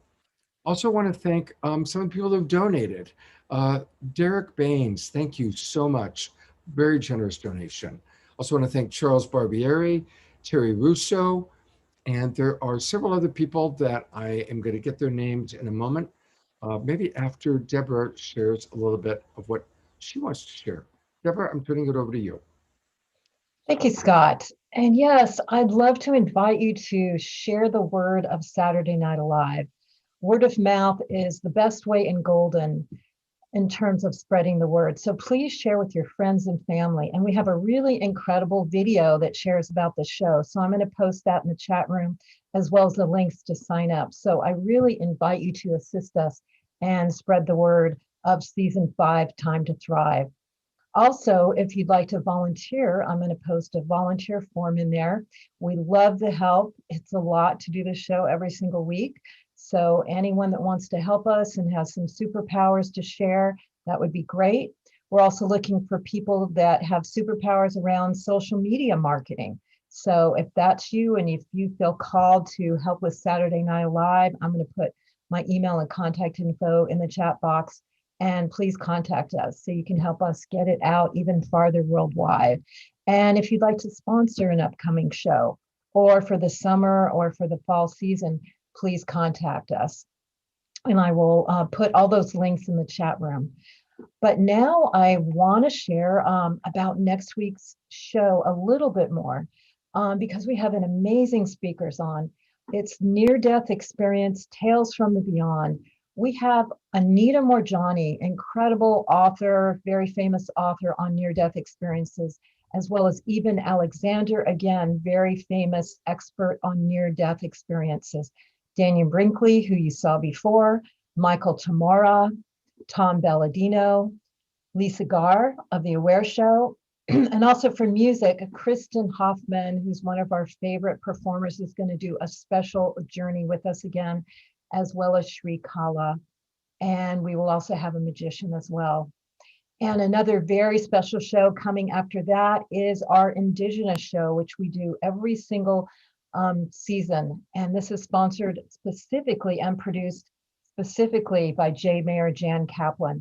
This will be spanning the globe with Indigenous wisdom. So we're going to have Indigenous elders from all over the world, Uncle Lewis Walker, Grandmother Flor de Mayo, Sergio Mangala, Chief Bill Lane, Moeto Taka, and music with Pura Fay and Sister Stone. Also, May 8th, we will have Sacred Magic, integrating the divine feminine and masculine. We'll have the incredible relationship experts, Gady and Kay Hendricks, Matthew Fox, Sananda and Shakina, as well as many others. And May 15th will be Awakening Global Coherence Pulse that we have every season. And Scott, would you like to share about the next show? Yeah, on May 22nd, we're going to tackle that entire weekend. We're dedicating to addiction recovery and suicide prevention. On Friday night, Straight Talk, Saturday Night Alive, and my Sacred Sunday show. All three of those shows will be dedicated to providing the best steps and tools for helping those that you know or even yourself with these very real and challenging issues. On May 29th, our good buddy Mark Sims comes back. He's bringing Whitley Strieber and several other amazing experiencers and experts in the field of making contact with our galactic family. And as we mentioned before, Lori Grace, who you just saw, is going to be doing an entire show with some amazing experts on brain fitness, how to optimize our entire body and life. On June 12th, we're going to be celebrating the 60s and the rise of the Aquarian Age, how the music and the thinking and the philosophy of the 60s, the Beatles, influenced so many and has helped to create the positives in today's world. On June 19th, we always do a show on the solstice or the equinox, where we bring in some of our favorite speakers and musicians. And then finally, we're going to conclude on June 26th. Our good buddy Jerry Anderson, who's watching us, the wild abbot of the Mystic Monastery, is collaborating with Jay Mayer. Our two great sponsors are collaborating on an amazing show on building a harmonious future with Indigenous and spiritual wisdom. So as always, these are the shows that we've got coming up. They're going to be quite exciting, and we want to invite all of you to please join us. So it's going to be a lot of fun. Register, globalpeacetribe.com. All right, and to share a little bit more, I have another video for you because we really want to encourage you. We've started having on certain shows, not every show, but certain shows, an after party. And we've got the best one yet planned for tonight. Check it out.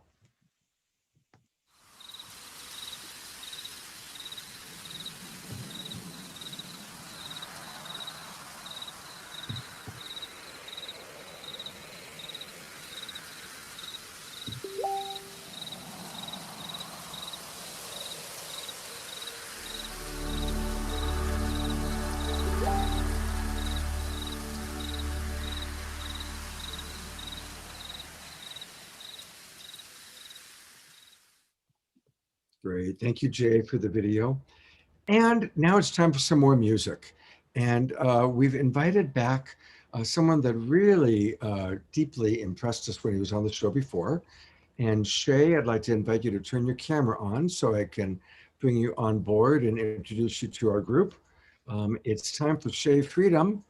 And I am hoping Shea's going to turn his camera on so he can join us. Earth to Shea, Earth to Shea. Come join us. Okay.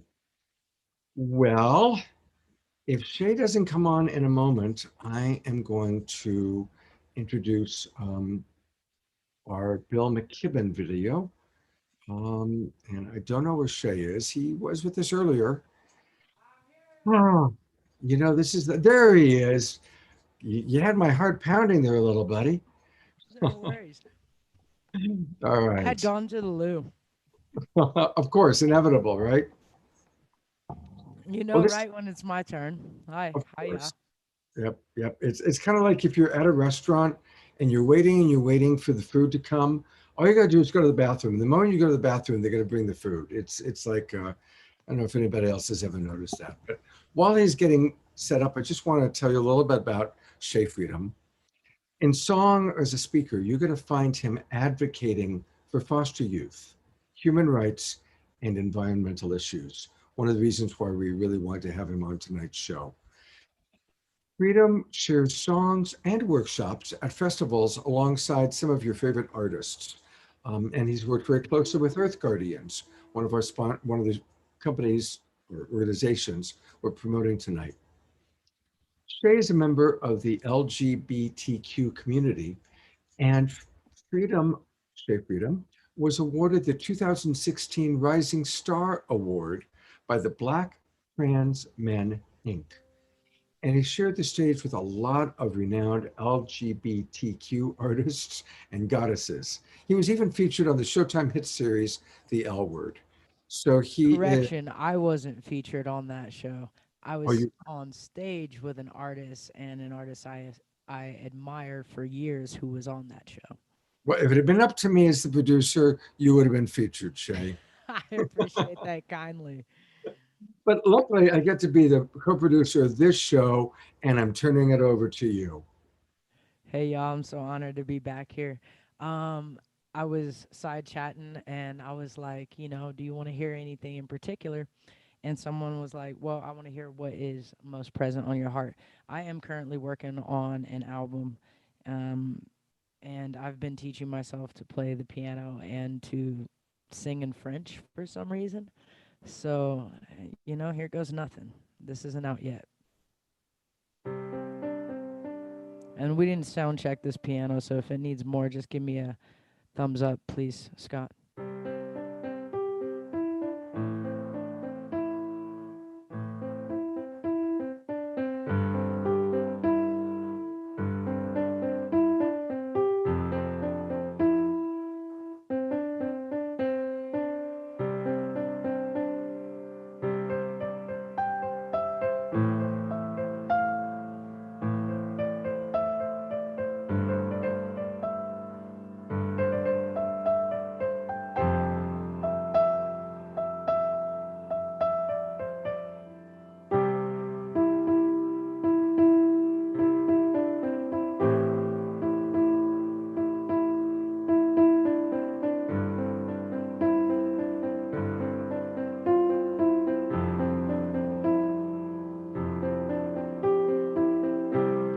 Je te vois toujours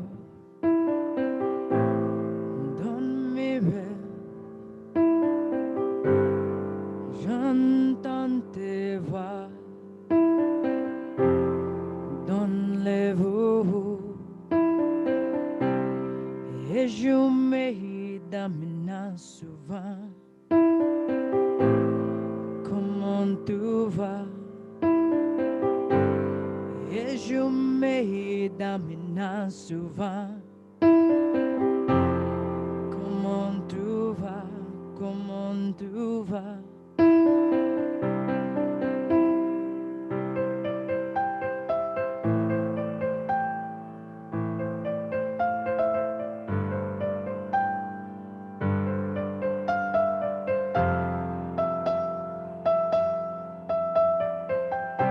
Je t'aimerai toujours.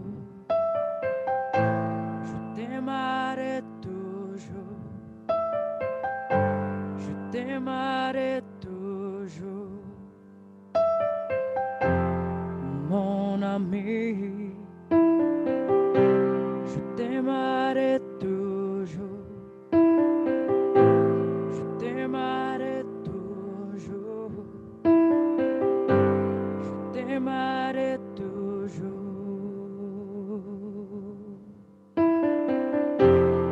Mon ami.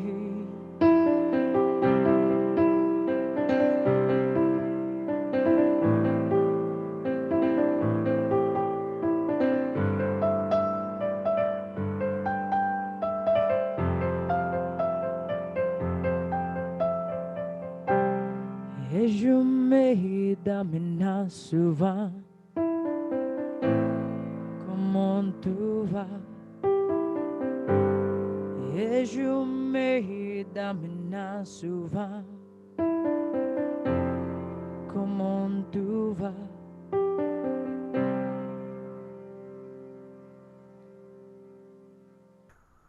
Oh, that's so beautiful. Thank you so much. People, he's going to come back and we're going to hear another tune from him in a few minutes.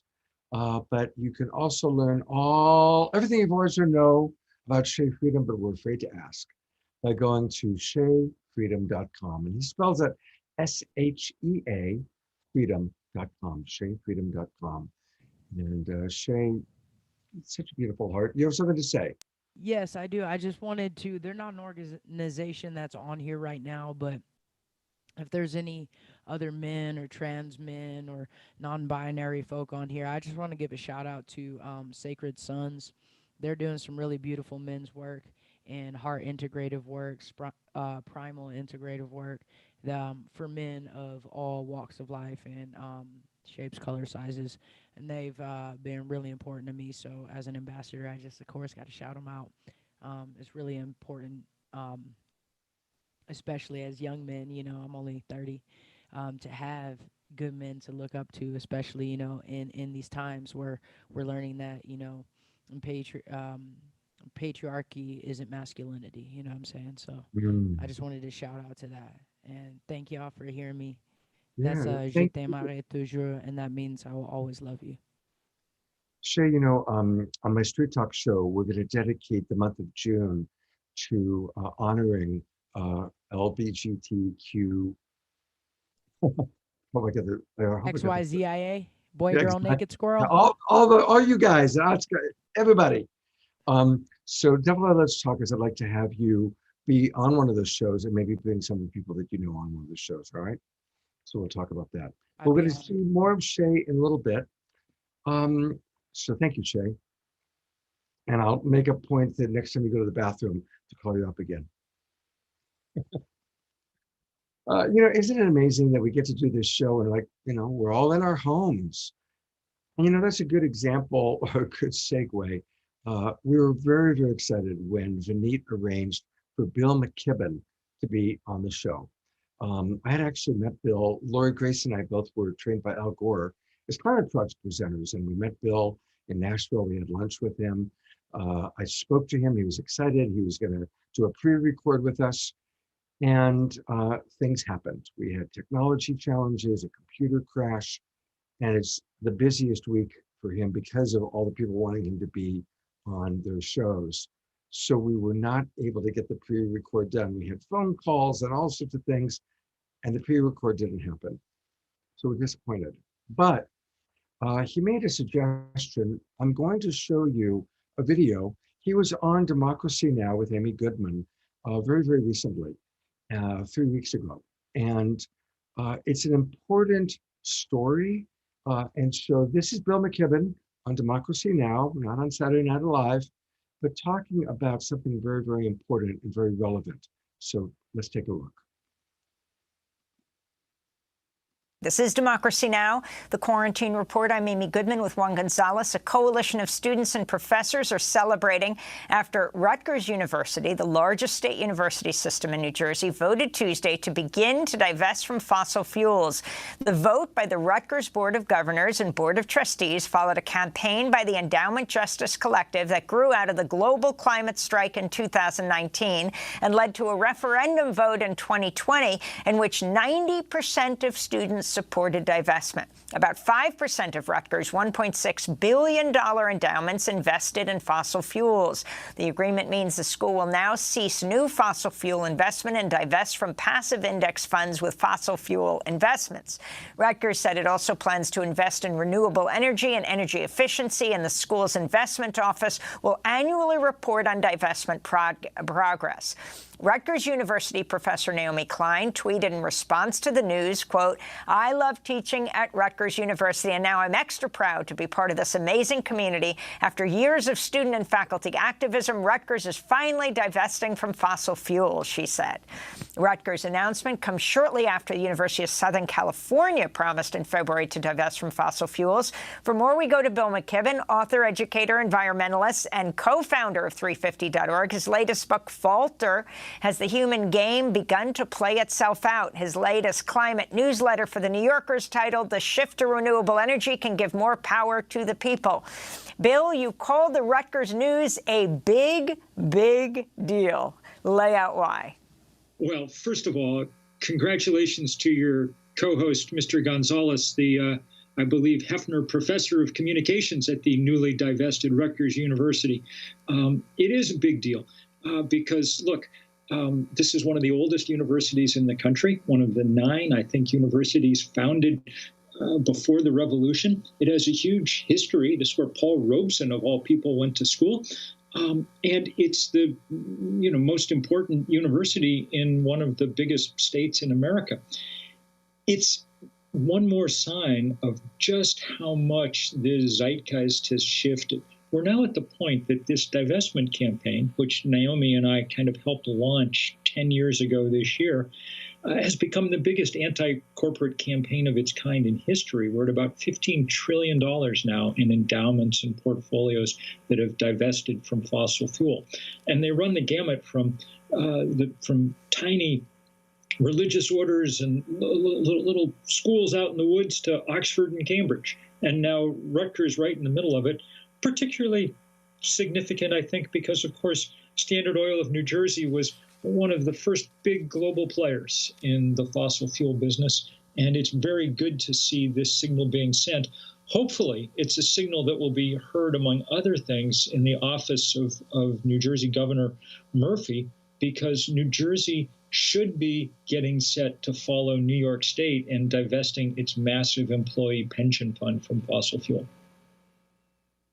And Bill, I wanted to ask you, one of the dirty secrets of the fossil fuel industry, of course, and that makes it more enticing for some of these institutions to divest, is the decline of the industry from a financial perspective. Could you talk about that as well? When we started this divestment campaign, Exxon was still the biggest company in the world. One, it's not even the biggest energy company in the world anymore.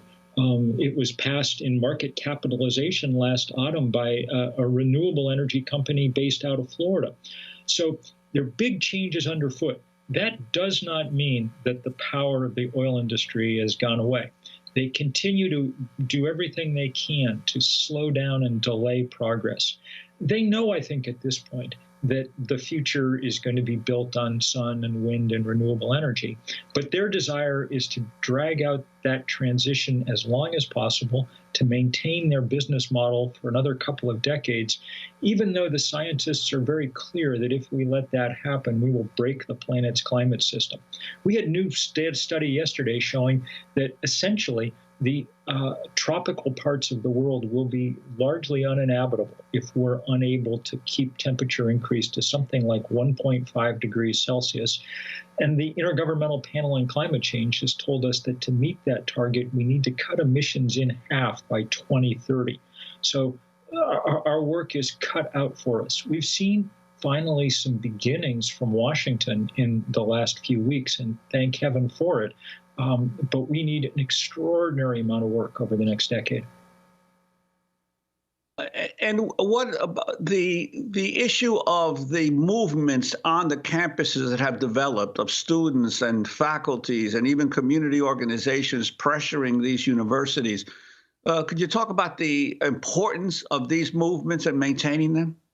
So first of all, one of the interesting things about this Rutgers thing and many other universities is the battles took 7 or 8 years. And that means that it was a couple of generations of students. You know, administrations kind of count on the idea that 4 years from now, everybody's gone and they'll have moved on and forgotten. But kids did a great job of recruiting the next generation. They also reached up to faculty. The American Association of University Professors played a big role in making sure that Rutgers faculty was on side here. And there's been, over that 10 years, this steady kind of coalescing of the environmental movement and the justice movements into the same thing. Because we now are completely clear, I think, that the people who are hit first and hardest by fossil fuel and by climate change are the ones who have done the least to cause these problems. You know, there was a new study about 3 weeks ago, really one of the most important things that's come out in a long time. And what it showed was that, forget climate change, simply the deaths from particulates linked to fossil fuel combustion now kill almost 9 million people around the world. That's about 1 in 5 people who die on our planet. It's more than HIV, AIDS, malaria, and tuberculosis combined. And none of it's needed because now we know how to take advantage of the large flame that the good Lord put 93 million miles away. We know how to use that in order to generate the power that we need. So that's what we should be doing. Very quickly, Bill McKibben, Deb Haaland is about to be voted on by the full Senate. She would become the first Native American cabinet member in history, also very significant on the issue of fossil fuels. Your final thoughts? Well, Deb Haaland is a great hero. It'll be wonderful to have her in that job because she comes from New Mexico, so she understands the importance of oil and gas revenues and the need to replace them as we move forward in this transition. But just the symbolism of it, Amy, couldn't be better. I mean, here's a descendant, a first Native American cabinet member, and she'll have control over 1/5 of the acreage across the country that was taken from her people over these last hundreds of years. It's a signal moment, one of many signal moments in this new administration.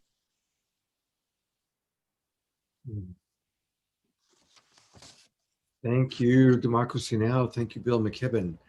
And for those of you who do want to learn more about Bill, you can go to his website, and it's his name, Bill McKibben. He spells it McKibben.com, BillMcKibben.com. And we really will do our best. We're hoping to do another environmental and earth-oriented show over the summer, and we'll really do our best to have the live Bill McKibben join us when he's not quite so busy. And thank you, Vineet, for arranging Bill, even though it didn't quite work out this time fully. And to tell us more and to introduce someone who is with us live, here's Vineet. Thank you, Scott. Well, again, it's my my great honor to introduce another heroine of the planet, Osprey Orielle, who is the founder and executive director of the Women's Earth and Climate Action Network, or We Can International, which is dedicated to accelerating a global women's climate justice movement. Yay. She works nationally and internationally with grassroots and indigenous leaders, policymakers, and scientists to promote climate justice, resilient communities, and a just transition to a decentralized, democratized energy future. Osprey. Thanks so much for that introduction, Vineet, and everyone. I'm really grateful to be here with all of you to honor Mother Earth Day, and I'm calling in from Coast Miwok territory. And as we celebrate Earth Day on every continent, women land defenders are rising in response to rampant destruction of our planet and intensifying economic, political, and social injustices that we were just hearing about from Bill McKibben and others.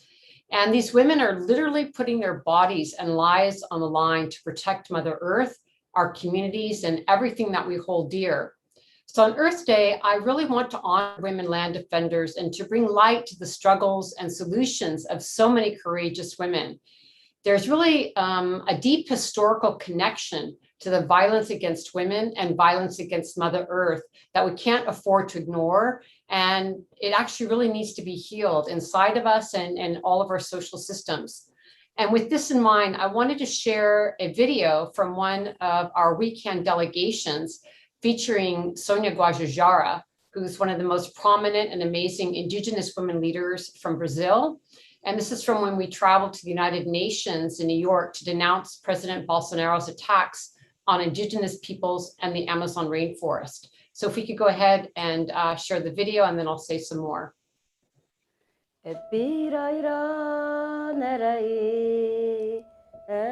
Tupã, Pirairá, Nerazê, Tupã.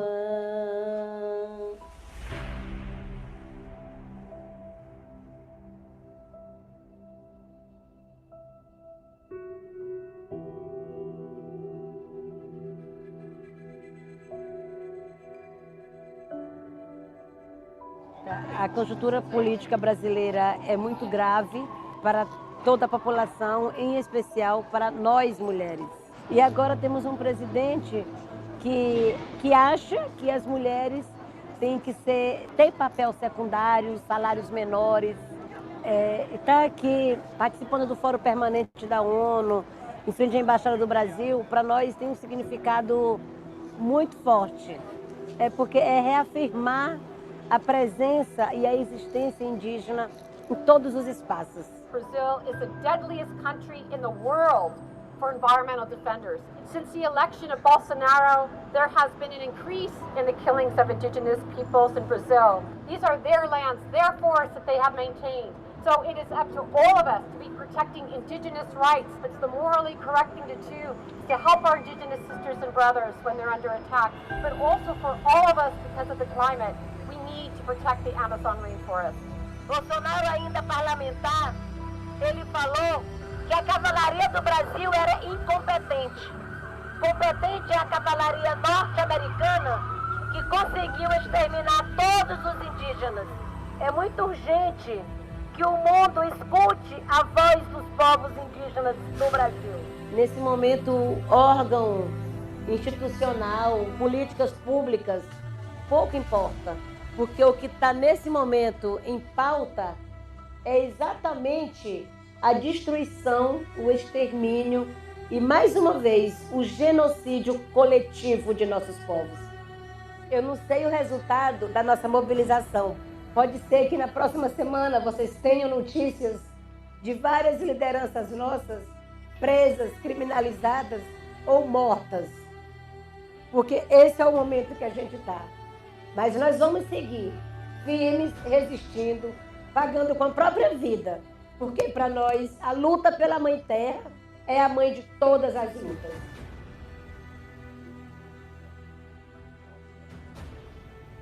É que são nossos territórios sagrados que garante o ar, a água, né, o clima e que garante a vida no planeta. Nós precisamos urgentemente romper com esse modelo de desenvolvimento que usa de forma predatória a Mãe Terra. Estamos aqui para reafirmar que a luta pela Mãe Terra é a mãe de todas as lutas. Nova York pode até ser o centro do mundo, mas o que garante a vida no planeta é a Amazônia.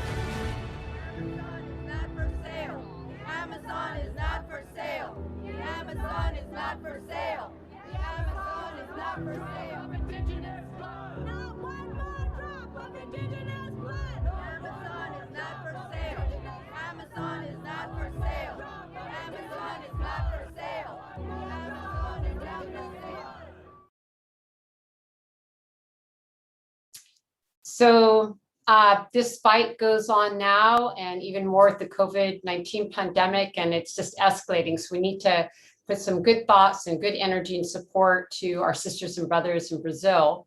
And I ask you to join me on Earth Day in celebrating and standing in solidarity with matriarchs around the world, rising as mothers, as caretakers, as protectors and defenders of our precious planet and communities. Mother Earth has made it crystal clear that we can't buy or negotiate our way out of these multiple crises that we face. And we really need to come together and respect each other and the natural systems with our collective love. From the COVID-19 pandemic to the climate crisis, study after study shows that women leaders are central to the success of these crises and solutions. From our work at Weekend, we are bearing witness to the resilience and innovation of great matriarchs like Casey Camp Hornick of the Ponca Nation, raising awareness of the link between pipeline man camps and missing and murdered Indigenous women, and bringing rights of nature to her community. Or Patricia Gualinga, a Quechua leader in the Ecuadorian Amazon, leading her community in fossil fuel resistance. to Sharon Levine, a very powerful African-American leader, finding the Formosa petrochemical plant right now in the Gulf, which is in Cancer Alley, which is a so-called sacrifice zone. Tara Hauska and Winona LaDuke, 7 years now into fighting Enbridge's Line 3 in Minnesota through their territories and across many, many waterways. Naima Namandu, who's our weekend coordinator in the Democratic Republic of Congo, one of the deadliest regions in the world for women, where women are reforesting an entire devastated landscape. And just this weekend at Standing Rock, there's been the memorial services for LaDonna Brave Bull Allard, founder of the Sacred Stone Camp, who was central in the DAPO resistance movement and is now journeying to the stars. Yet her light shines on brightly as she touched so many people the world over. And for her, I say, Maniwi Choni, water is life.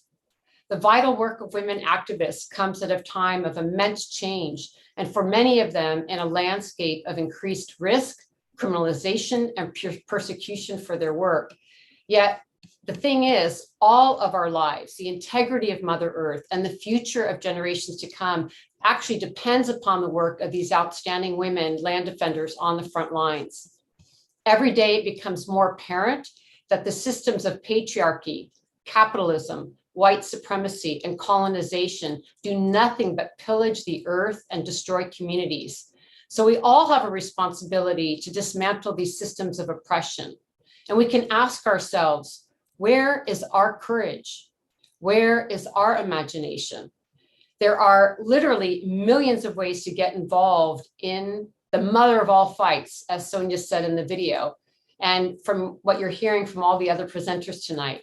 So pick your entry point and put your heart and soul into it, as I know many of you already are. And I really thank you for that, because this is not a time to be on the sidelines, as we heard the urgent call from Bill McKibben and others. To build a path forward, we need to amplify and support women, especially Black, Brown, and Indigenous women, who are holding incredible knowledge and solutions needed to shape a healthy and just world, one where we live in reciprocity with our beautiful planet and each other. There's really no going back to the way things were. So now let's lift up the voices that are singing the song of Mother Earth as we navigate this perilous, yet potentially promising time of the Great Turning. Thank you. Thank you very much, Osprey. And I do want to take people to your website. It's wecaninternational.org, wecaninternational.org. And God bless the women that are rising for climate justice and community-led solutions. And I'm really grateful that you joined us, and also that you did show us that video. That video just really, it's very powerful.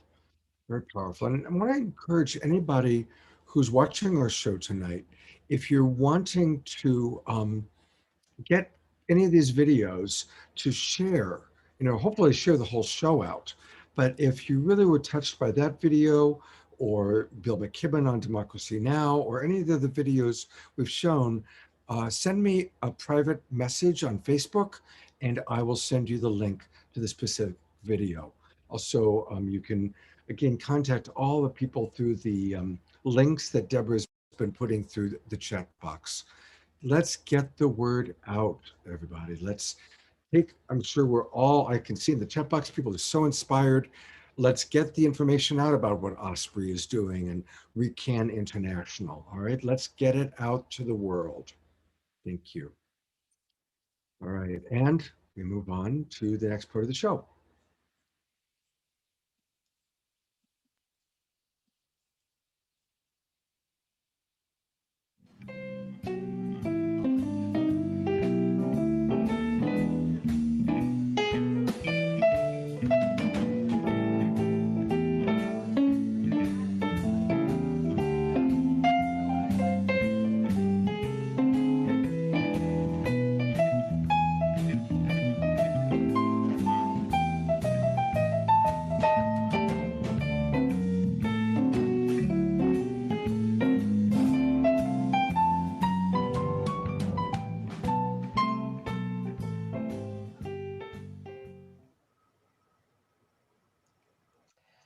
Yes, this is part of the show where we share some resources that we find, especially with the new evolution of us connecting so much virtually and sharing so much information virtually.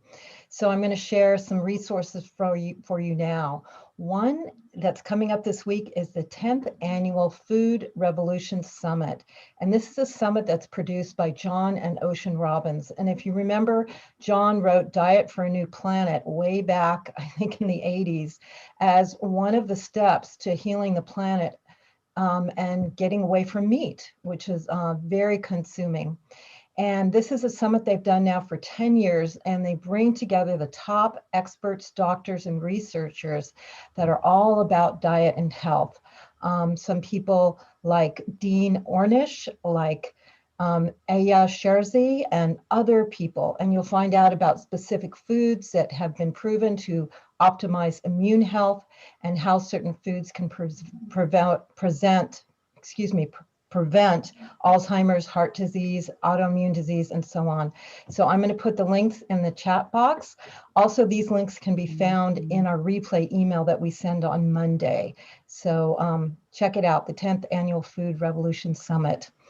And one other resource I wanted to share with you is a new medical healing device called the Healy. And I'm sharing this because this has been really helpful to me. I've used it for about 11 months and I'm on computer a lot, doing a lot of the work that I do. And it's really helped me keep my energy up and help from being on the computer, but it does so many other things.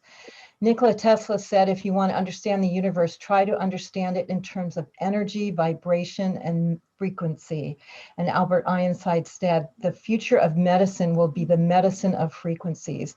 So the Healy is a bioenergetic frequency healing device that you wear that analyzes your bioenergetic fields and delivers customized microcurrent frequencies for optimal health, wellness, homeostasis, and cellular regeneration. And I'm going to show you a short 1-minute video that will tell you about it.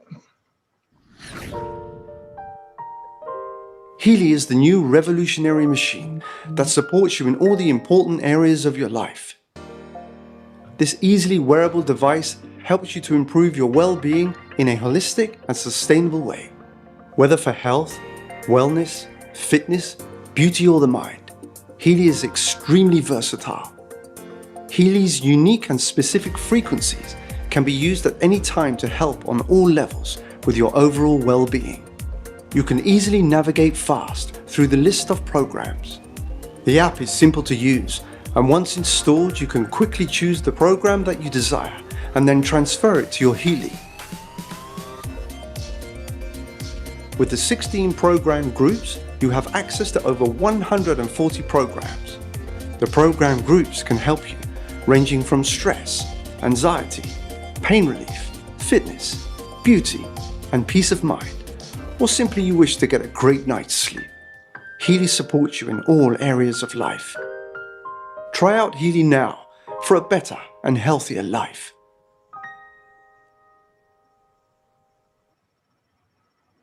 Great, and I share it with you on this show because they do discounts every so often. It's almost like half price off, and the discount will be through April 28th.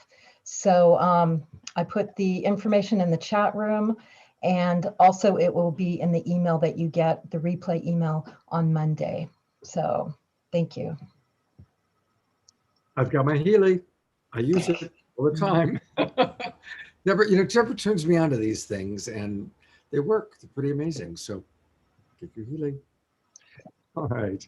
I want to, in my part of Global Peace Tribe Recommends, I get to share with you some really wonderful events that are coming up.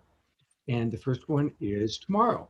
And hopefully by now, most of you know that I do a show every Sunday morning. It's the Sacred Sunday show.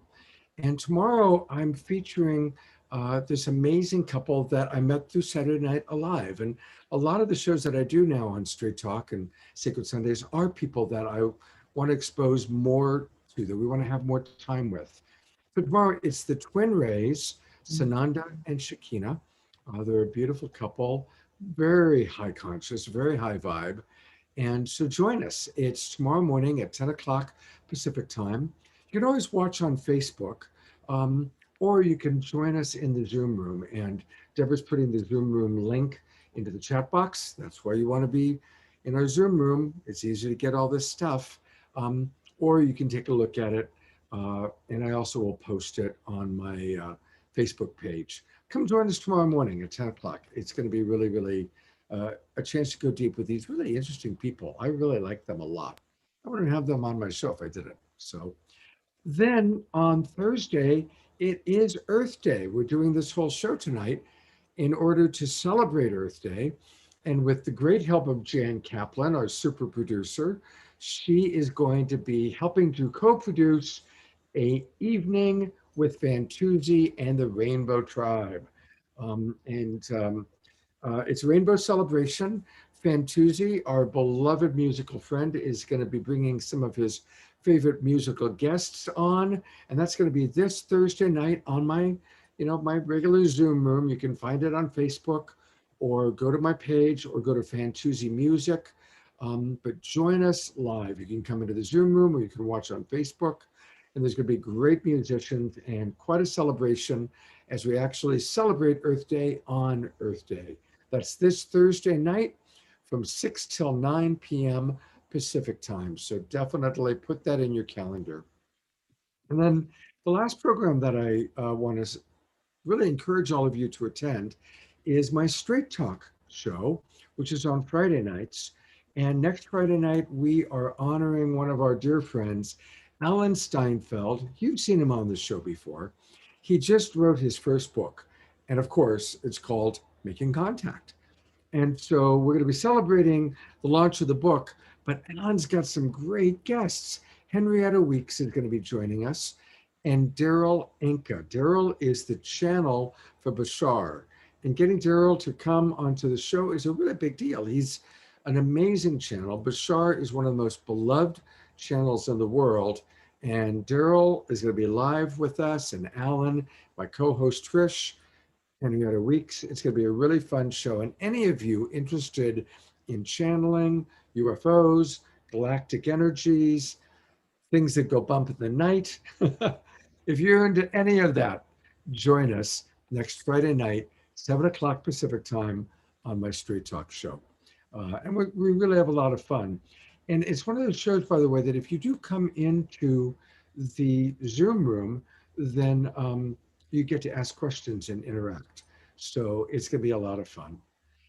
And with that, I think it's time for some more music and to introduce again, and I'll give it back over to Deborah. Thank you, Scott. Yes, we get to hear more of Shea Freedom. You can tell from her last performance, she's got a lot of depth, a lot of passion, and she lives it not only through her music, but in her activism. So that's why we love to bring her back and do one more song. And is she there again, Scott? It is he, Deborah. He. And Shea, did we catch you in the bathroom again? There he is. Welcome back again, Shea. And Shea, do a little test. Your sound is low. By the way, your volume was a little low last time on your voice. So if you can raise your voice a little bit. And you're muted, Shea. Yeah, I was just taken a little back by all the she's and the hers. So it was a little rough for me.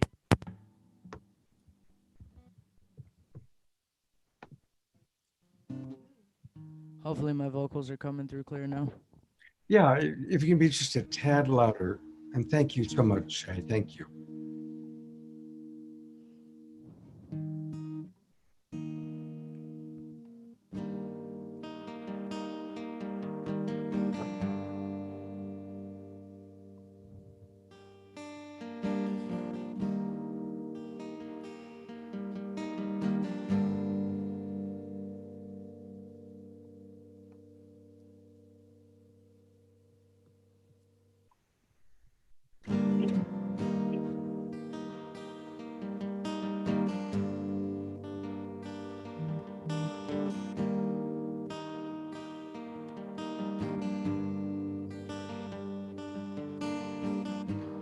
took my love, I took it down.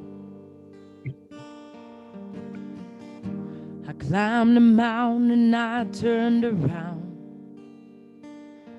And I saw my reflection in the snow-covered hills till the landslide brought me down. Oh, mirror in the sky, what is love? Can the child within my heart rise above? Can I sail through the changing ocean tides? Can I handle the seasons of my life?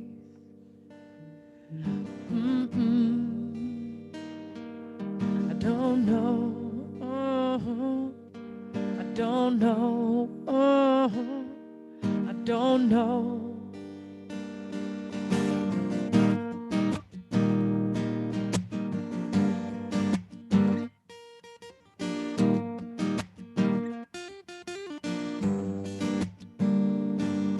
Yeah, I've been afraid of changing, 'cause I build my life, build around you.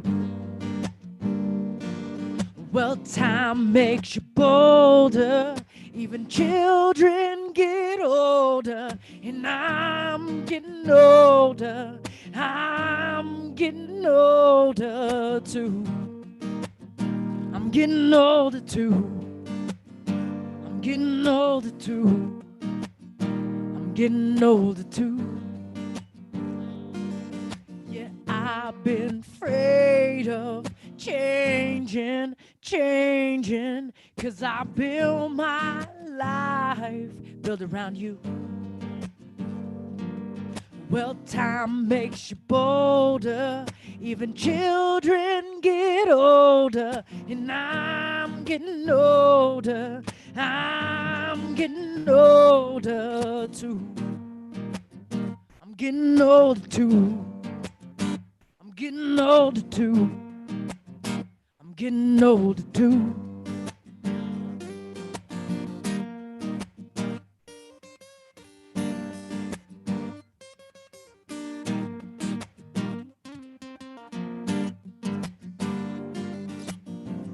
So take my love, go and take it down.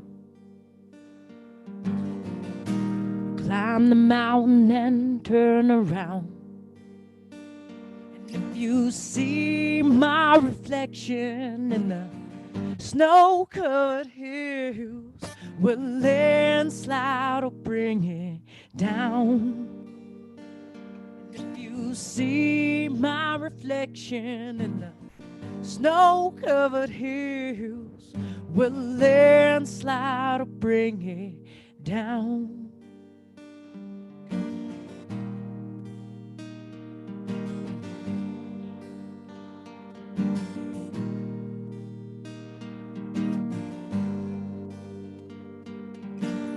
Mirror in the sky, what is love? Can the child within my heart rise above? Can I sail through the changing ocean tides?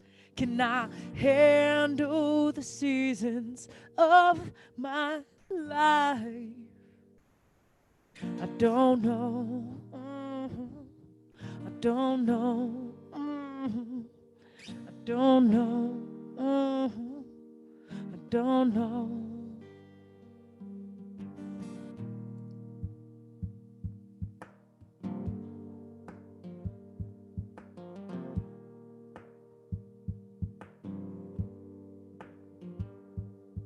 Yeah, I've been afraid of changing.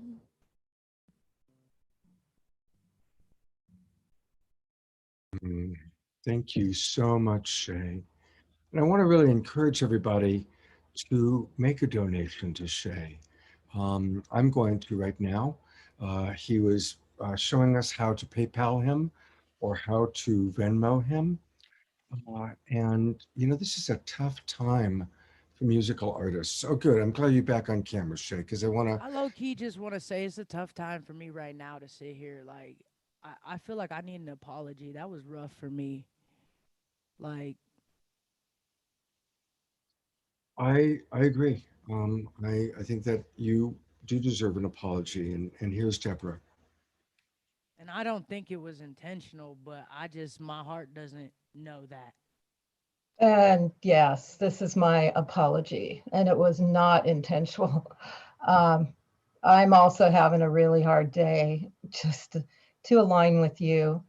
And I felt really bad when I did that. So I'm sorry for the discomfort. And I'm sure, that's a thing that's experienced in your life. So I really appreciate you and sending you so much love, because that's really what's in my heart for you. I appreciate that. And I appreciate you coming back on, Shea, and being honest about how hard it is when people get it wrong and they don't understand. And in a way, you kind of It really only educate hurts the most when you like the people. You know what I'm saying? So, Yeah. so know that I'm only really affected because I really appreciate you, Deborah. Yeah. No, we So I really appreciate appreciate you too. you. And We really appreciate you coming back again. That's why we had you back, because we loved what you did last time, and here you are again. Yeah, and definitely, I really want to include you in one of my Straight Talk shows. So, no pun intended that the show is called Straight Talk. I just thought of that. Yeah, it's You cool. I'm gotta- a straight guy. I love me some There you women. go. They know all they know all the wisdom. You know what I'm saying? I hear you. Thank you for being just such a great sport. And I'm going to make a donation to you on PayPal. And I want to encourage everybody. It's easy. Just go to PayPal, sheafreedom@gmail.com, SHEA freedom at gmail.com. And also, we had pulled up earlier his website. I'm going to go there one more time. It's a beautiful website, by the way. While you do that, if I may, I just wanted to drop in real quick, just since this is this kind of community. Yeah. Most people don't know, but when I tour, I carry a workshop that Creator kind of blessed me with. I prayed on it and was like, how can I be of use beyond music? Please utilize me. And it was Transcend 101. And what that is a workshop that is not necessarily exploring the history, but it's an invocation to remembering, because we do explore the history and the sacred roles that non-binary people and trans people have held throughout the world, its history and its cultures since time immemorial. We've been here and we're gonna be here. We like the stars, y'all, and just like y'all. So if you're ever interested in getting some sort of trans awareness or sensitivity, or you want to go deep with me, in the mystics of how we've been here in various cultures and sacred ways, holding sacred spaces, hit me up. My email's right there. All right, it's sheafreedom@gmail.com. And absolutely, I think many of us could get a good education from you, Shea. Just the way you've handled tonight, being honest and being real, and not being vindictive, and not being victim, but just being honest about being hurt. You just right now did a beautiful Like I demonstration. said, if I didn't like you, it'd be water off a duck's back. But the thing I learned is when you got your heart open to the ones you care about, that's when you can be affected. And I'd rather be affected and have these ways where we could show up and be like, hey, what I need is an apology. And like, hey, I hear you. Here's an apology. And just like come together in that love instead of be like holding some sort of feelings about it. So I just really appreciate us taking that space to make that happen. And that makes me love you so much more, Deb. So thanks. Beautiful. Thank you so much. Thank you, Shea. Thank you. And Thank we'll you, see Shea. again soon. And thank you, Deborah, for Mhm. your apology. And how perfectly human, right? How perfectly human. And now, how perfectly light touch.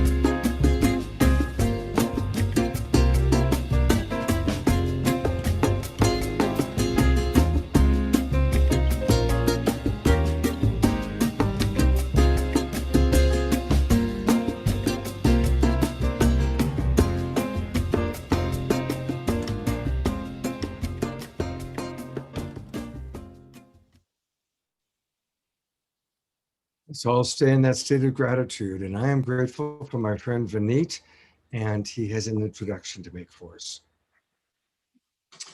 Thank you, Scott. I'm happy to introduce Randy Hayes, a friend and fellow radical activist. Randy is executive director at Foundation Earth, a new organization rethinking a human order that works within the planet's life support systems. He is a special advisor to the World Future Council. He is co-founder of the legendary Rainforest Action Network, still doing great work there. He has been described in the Wall Street Journal as an environmental pit bull. I would agree with that. And has been willing to put his body on the front lines, getting arrested 19 times for civil disobedience. We made a quick recording of Randy actually just today, so we'll play that now. Thank you, Randy, for joining us, and we're looking forward to hearing what you have to say. And thank you, Vineet, for inviting me to talk. Now, not long ago, about say 400,000 years ago, life shifted from the oceans to the shores. That's about when I met Vineet. We've had a long and good relationship. But onward, halting the extinction crisis. Finally, a plan exists. I was in the deserts with a friend of mine at Hopi, and this advice emerged. Live kindly with your planetary family, near and far, remembering that the web of life itself is your closest neighbor. The web of life is literally inside us, right? You know, zillions of gut bug bacteria making life possible for all of us. And as we know, the ancient evolving web of life is quite wild. But what do we really mean by this term wild? We like wild. We like to get wild. We like to be wild. And how is it that wild relates specifically to wildness or wilderness, right? Turns out the deeper meaning of wild means to be self-willed, right? A wild animal is a self-willed creature. A wild system is a self-willed system. The defining characteristic of wilderness is not being untrammeled. It's not virginity, but being self-willed. A big wild rainforest like the mighty Amazon is self-willed, self-powered. If we go back in our minds to pre-Columbus times, peopled wildernesses were natural. North and South America were peopled wildernesses. Now think of this new tool called an IPA, Indigenous Protected Area. That's what the Amazon was pre-Columbus. Responsible people, indigenous or otherwise, are to be guardians and in fact partners to the wilderness. The Colorado Plateau, where the Hopi lived for over 7,000 years, was a peopled wilderness. Hopi means peaceful people. Live kindly with your planetary family near and far, remembering that the web of life itself is your closest neighbor. So let's get to the plan. You know, what is this plan to halt the extinction crisis? I'll lay out 7 specific points. First, would you believe that 56 nations have already agreed to designate nearly a third of their land and adjacent oceans to be protected in the next 9 years? They have. 30 by 30 means protecting 30% by the year 2030. France and Costa Rica have led this charge, and President Biden has signed the United States on to 30 by 30. In many places, the political will has begun to shift, and we have to capitalize on this moment. A second point, if you like 30 by 30, you're gonna love 40 by 40 and 50 by 50. Yes, we're talking about protecting half of the land and half of the oceans of this planet. A third point, the plan also includes connecting the vital migratory corridors on every continent and every major island. A fourth point, places like the mighty Amazon scientifically require up to 70% protected, and that is in the plan.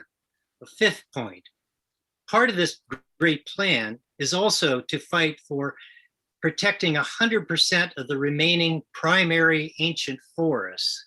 Why them? Because they house the most biological diversity and they also hold the most carbon. And that is key to keeping to the 1.5 degree Paris Climate Accord goal. We have to keep to 1.5, but to do that, we have to save the 4 great carbon forests on Earth: the Amazon, the Congo, Southeast Asia, and the boreal forests to the north. The boreal forests are like the Fort Knox of carbon, locking away twice the carbon of tropical rainforests. Now, the director of the Indigenous Leadership Initiative in Canada is Valérie Courtois, and she has this growing Guardians network to protect the IPAs, Indigenous Protected Areas, peopled wildernesses. The sixth point, there are treaty-like specifics and other tools in this plan. The Global Deal for Nature, championed by Eric Dinerstein, is to be amended to the Paris Climate Accord specifically to push these nature-based solutions to climate. The global safety net map, already completed, will point to the next set of protected areas that we believe that we need to advance this set of goals. And the seventh and final point is actually outside the protected half. And for now, I'll just simply say that we need to imagine continental networks of largely self-reliant bioregional economies and low-impact living, because fossil fuel energy will fade more quickly than people imagine, and the future economy will be forced to a lot more localization. And that, in a nutshell, is the plan. So common sense tells us for a plan to work, the solutions have to be commensurate with the scale of the problem. And the extinction crisis is huge, but so is the plan of 30 by 30, 40 by 40, and 50 by 50. Now you might ask, why 50%? Why half? Well, scientific studies have been done that tell us that by saving half of the flora and fauna in a unique ecological zone, we can save up to 90% of the species. And that is good news. We've already mapped out which ones have half protected, which ones have half of the original flora and fauna, and which ones could be restored to half of the original flora and fauna. That's in the plan. 30 by 30, 40 by 40, and 50 by 50 scientifically addresses nature's needs. Nature nourishes all things, and we have learned nature needs half. So building on these commitments of 56 nations, and it's growing, and with all of us putting our tasks to the shoulder, our shoulders to the task, the moment to achieve one's life mission could be just around the corner. That's the great societal U-turn to that better world, a more socially just and ecologically sane world. By protecting half to be self-willed, and on the other half, shifting to networks of low-impact bioregional economies, we can get the job done. In conclusion, remembering that wild means to be self-willed, something that a wolf mother and her cubs know instinctually, right? We must take care of the land, the sea, and the blue sky, and it will take care of us. Finally, a plan exists to halt the extinction crisis, and that is good news. So I want to thank you all for having me here tonight to speak to you. Thank you. Thank you, Ray. I learned so much just now, Randy. Thank you. Yeah, thank you, Vineet, for bringing him on and really just, I didn't know a lot of those things. I didn't know that if we can, by 50%, we can save 90%. That was really valuable. And I really liked his whole helping us to re-understand wilderness, right? That it's not about, we have to create civilization out of this jungle, weird wilderness, but recognizing wilderness is self-fulfilling. It's taking care of itself, its own natural wisdom. It's very beautiful. For anybody who wants to learn more about Randy, his website is fdnearth.org. So think foundationearth.org, fdnearth.org. So again, thank you, Vineet, for bringing these amazing people on. And we are about to segue into our after show.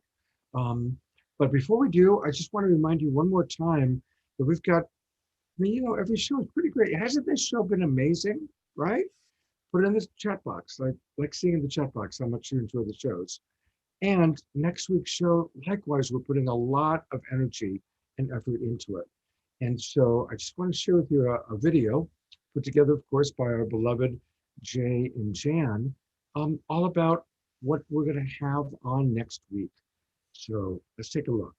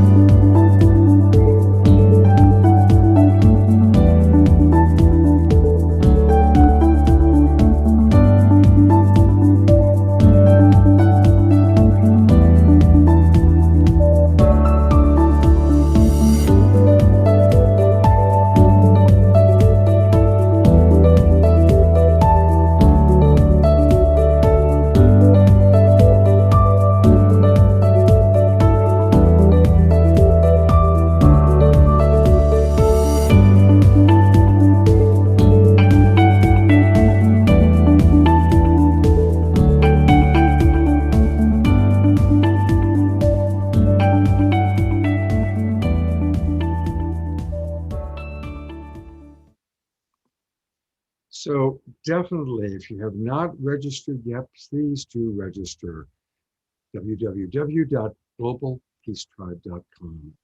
We have a great season planned and a really great show. That was a beautiful video. Thank you, Jay and Jan, if you're still with us listening. And it is now, we are officially transitioning out of the main show into the after show. So I'm going to bring on Vineet, and I'm going to bring on Jay Ma to tell us a little bit about what you guys got planned.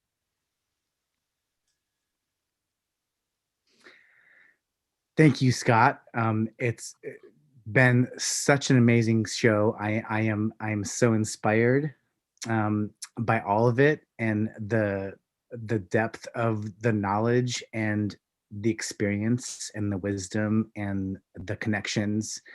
And yeah, I'm so excited to move forward with this next part of the show and closing it out and introducing our speakers and looking at taking it on the ground into action and engaging in all of it. Like, what do we do now? What do we do in the situations that present themselves and that we're in right now? And so I'm stoked to be here. And great. And I believe Penny is going to be joining us, and Naima and Trathen, yeah? Yes. I guess so let's move forward. I want to welcome Penny Livingston-Stark, who is an internationally acclaimed permaculture elder and one of my personal mentors and favorite people of all time. Penny, thank you so much. Penny's, I could read Penny's resume. It's quite extensive. She's done a lot of work all over the place. And she's just such a very grounded person in doing the actual on the ground work and approaching it in a way that is so so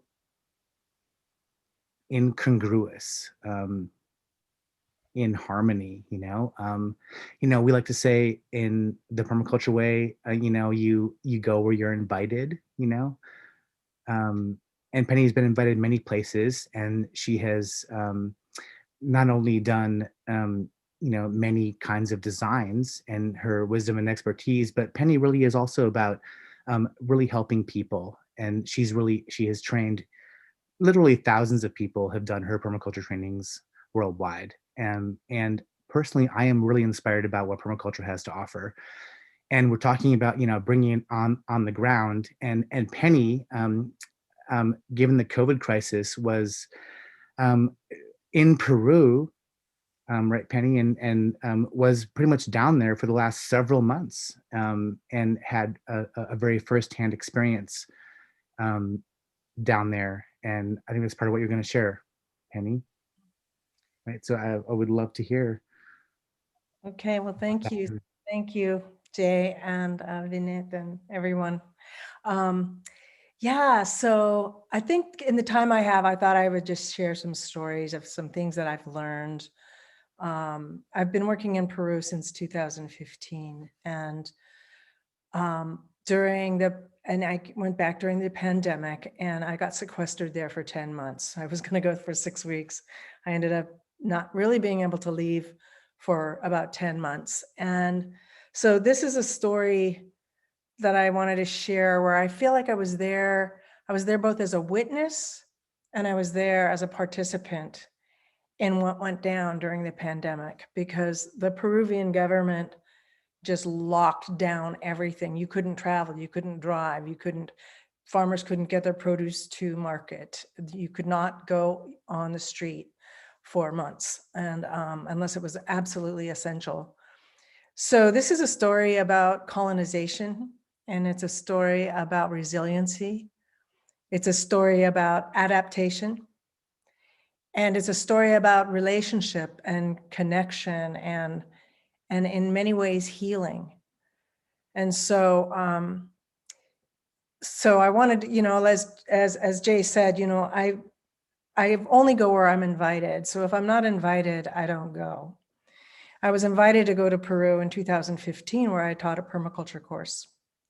And in that process, I insisted, like, if we're going to do this, I want to make sure that we get Quechua farmers and some of the local people there, scholarships and that, and not for charity, but to make the course richer, to learn from the place, to learn from the people and the place of where I go. And everywhere I go, that's what I do. I make sure that there's people of that place there as instructors.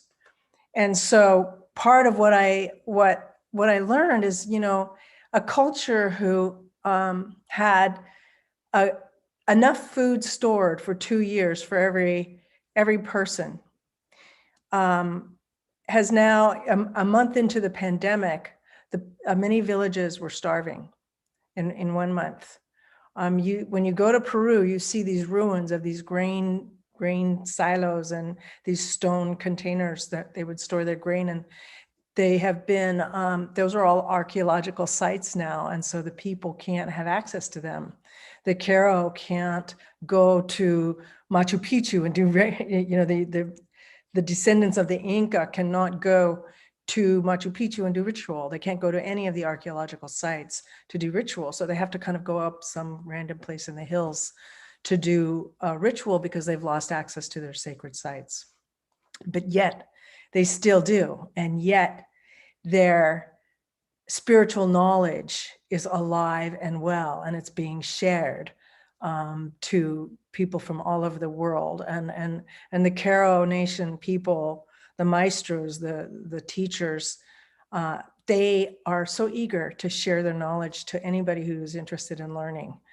And it's an amazing relationship there. But so what I learned from some of the people from the farmers are two things. Some of the people that were up in the higher elevations would grow their potatoes, and and the hundreds of varieties of potatoes, and what they're being told by the governments and corporations is that what they're doing is insignificant. And so a couple of farmers, two brothers, came to the first course I taught there, and I said, hey, would you like to share what you know, share your ways with us, with the class? And they said yes. In the class were, a few indigenous Quechua farmers. There were indigenous Peruvians from the jungle. There were Peruvians from the cities, from Lima and such. And then there were a lot of international people. There were expats, and there were people traveling. So there were people from Hong Kong and Canada and Spain and France and Brazil and Argentina and Mexico and US and all these places. And these brothers stood up and said, and shared about how they grow their potatoes. And the interesting thing is they have a 7-year rotation. So they'll plant potatoes in one field, and they have 7 fields. Each garden or chakra has 7 fields. So they would plant in one, and then they don't plant again until 7 years later, and they leave it fallow, and only the alpaca can go there and fertilize and everything. So it's an amazing. So as they're sharing this, people say, well, what happens if there's a crop failure?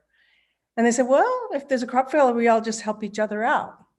So if somebody needs help planting their potatoes, everybody gets out and helps them plant their potatoes. And if somebody needs help building a house, everybody in the village just gets out and helps, helps people build their houses. And so, so when they're explaining this, the people in the group, in the audience, were just like, really? Are you kidding? This is how you live? And they were sort of going, well, yeah, But what they started to realize just from this reflection of people from other parts of the world mirroring back to them about how significant what they're doing is. So what the message we gave to them was like, not only is what you're doing not insignificant, it's one of the most important things that you can be doing. And so as a result, they invited us up to their farm and taught us how to plant potatoes. And then into the pandemic, what ended up happening is the people started really looking at their food sovereignty because of the people starving in the upper elevations. The people from the Sacred Valley gathered, and it was Quechua people, foreigners, all people together collaborating and cooperating together to help bring, they brought 10 horses packed with food up to these villages that had no roads going to them to help the people get through these times.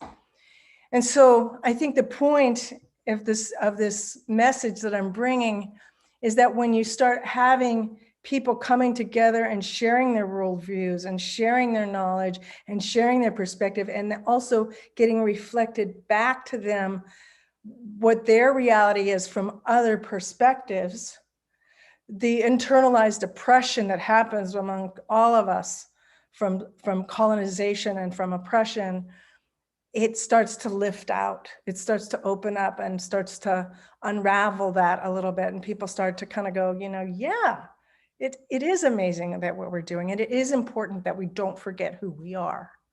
It's not only important for us to not forget who we are, but it's important for the world for us to not forget who we are. So the main theme of what we were doing there was about it's the art of remembering who we are, the art of remembering what it means to be human.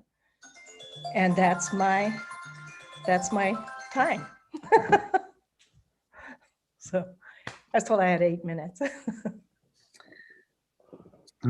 Penny, thank you so much. I'm wondering, like, just a little bit more, like what are some of the gems you would take away specifically from your experience down there, addressing like this issue of Earth Day, and we can go on about ecosystems collapse and the kinds of things of like, back to the question at the beginning of the show of like what's the least change for the greatest effect of like, what do you think that we can what's the best course of action?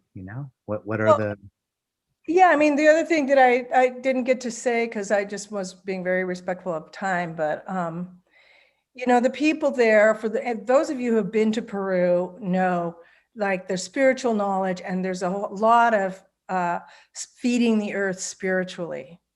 But what I witnessed there is what I didn't understand, what I learned from one of the elders is that there was an agricultural revolution in Peru that took place all over Peru that lasted for 30 years, from 1940 to 1970.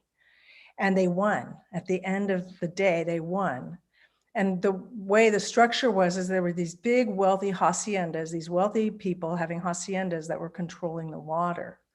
And so if you didn't cooperate with the haciendas, you didn't get any water. And they've had this, so they went on this, the whole country had an agricultural revolution. And in the end, they won and busted up the haciendas. These cooperatives started managing the water. And then and that ended in 1970. And what was at the throes of the global movement, agricultural movement in 1970 was the Green Revolution.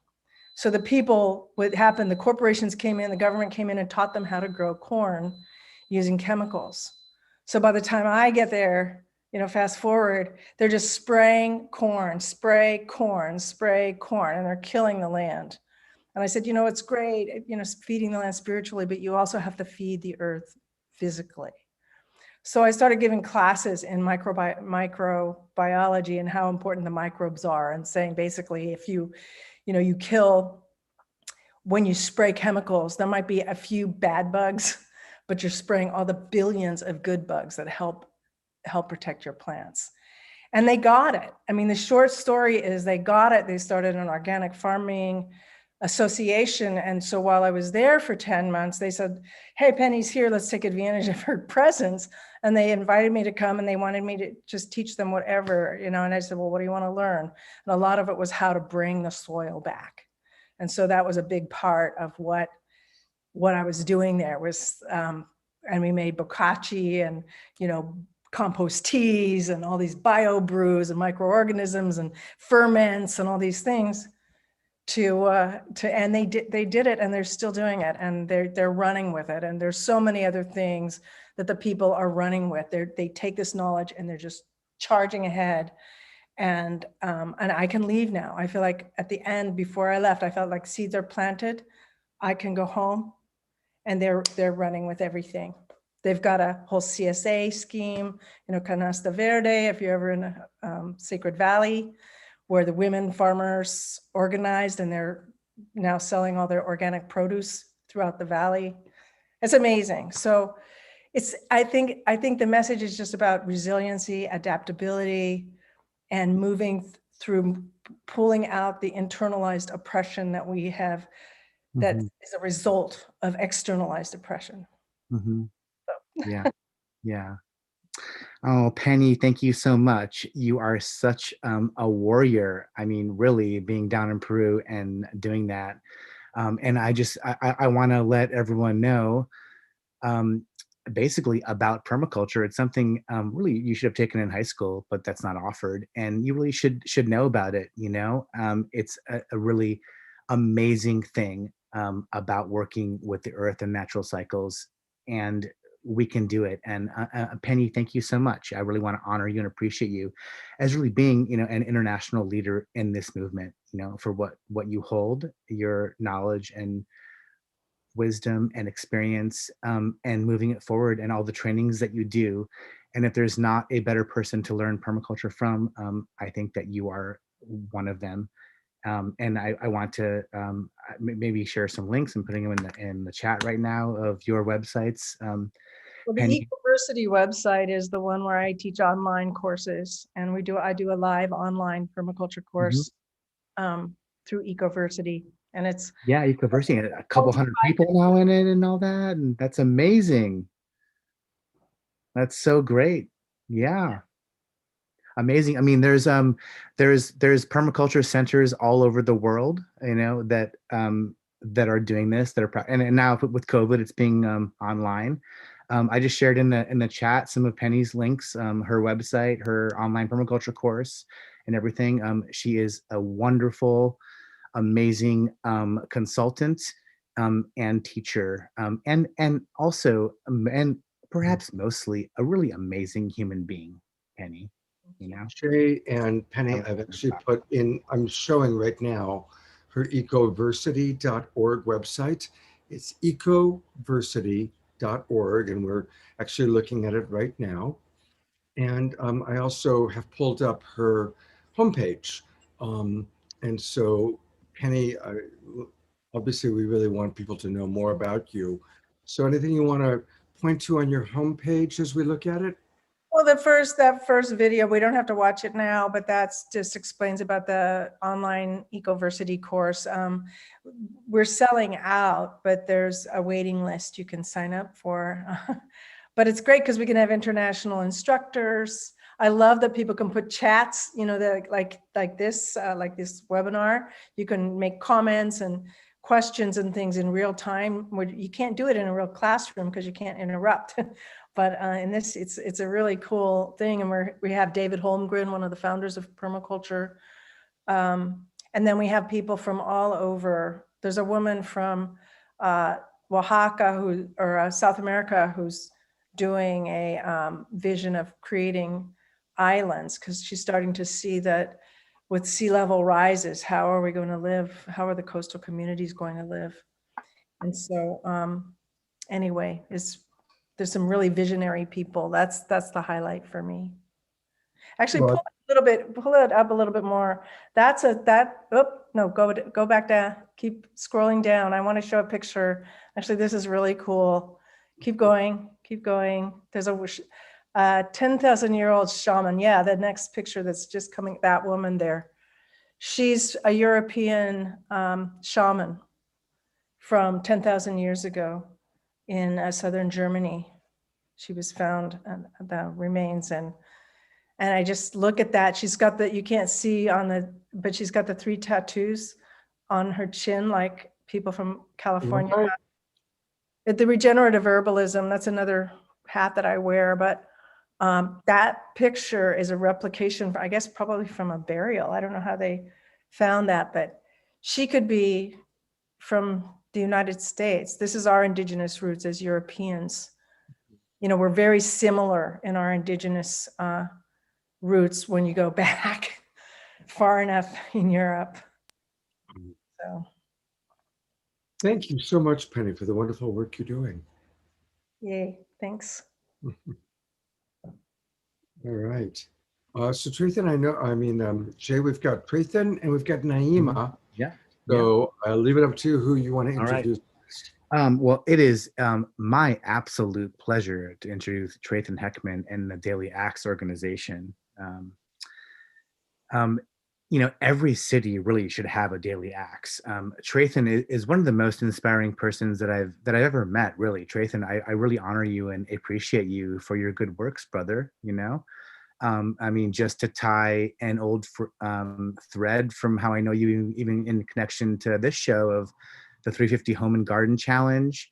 You know, igniting a challenge to plant 350 gardens, which I think became 692, and that was in 2010 or 9, which is Ignited from Harmony Festival. And just, you know, the amazing level where, you know, the purpose of this is to talk about, you know, action on the ground change, you know, like what can we do? And the way that your organization really inspires and facilitates change, actually doing things, you know, like, you know, combining like the spiritual to the on the ground.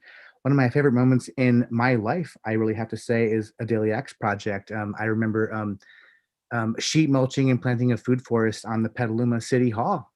Yeah. You know, which was quite extraordinary. So I really want to honor you and thank you for all the good work that you're doing, and you know, share with us about that, because I really think you have an amazing template of how we can really implement change on the ground, you know. Yeah, thank you so much, Jay. It's been a super blessing. And Penny, you know, she inspired us to start this 20 plus years ago, and she was charging hard then. And I'm like, Penny is still charging as hard 20 years later. So I'm calling in from Petaluma, California, the homeland of the Coast Miwok, and super blessed to be here with you all. And just to get to share, like Jay said, a few just stories about, it's such a just hammering, overwhelming time, which isn't good for our souls, and it's not good for motivation and just effectiveness. And so we need bits of inspiration and positive reference points to transform ourselves, our neighborhoods, our communities, and our world. And so just a couple conscious seed balls in that regard of how can we start to take permaculture solutions at scale, from planting a food forest to transforming a city hall to creating city and civic incentive programs to do these things, to mobilizing action for some permified polycultural climate policy of tasty permaculture delight, AKA building diverse coalitions and transforming city structures to create new people-powered models like climate commissions that are driven by the people. And at the core is just back to the power of small. And because things are so big and so overwhelming, that our small daily actions, our small gardens, our small groups of world changers, when we work together, can drive a lot of positive change. And Kenny and Nina at Bioneers and Penny and James and the Permaculture Institute are huge reference points for me and daily acts to just think differently and think holistically. And so to move from inspiration to education to transformation, like you mentioned, Jay, we planted the first public food forest, at least in Northern California, in 2009 with a city integrating a lot of these elements.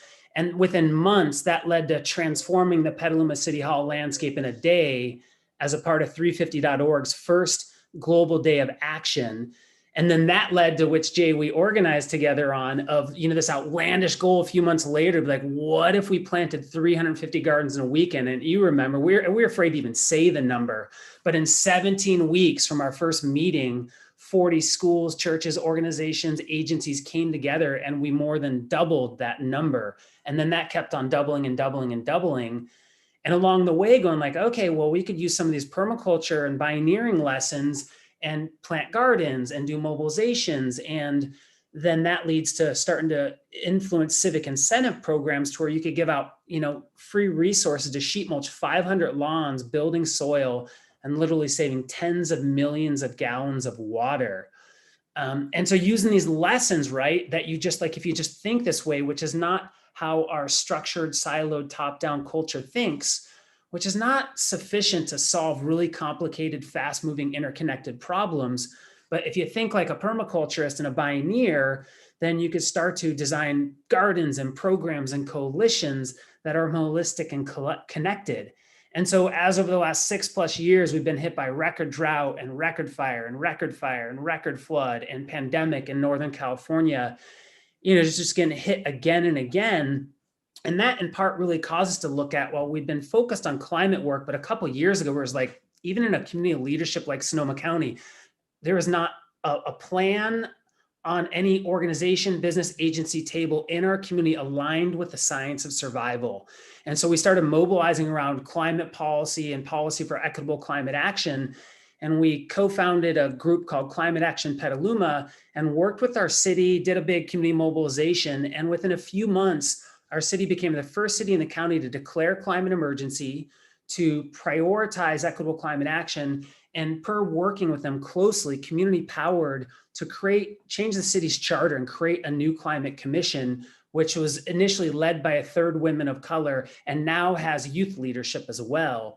And this created a ripple throughout Sonoma County to where recently I saw the climate mobilization mention that we're the first county in the country to have all of our cities and our county declare climate emergency.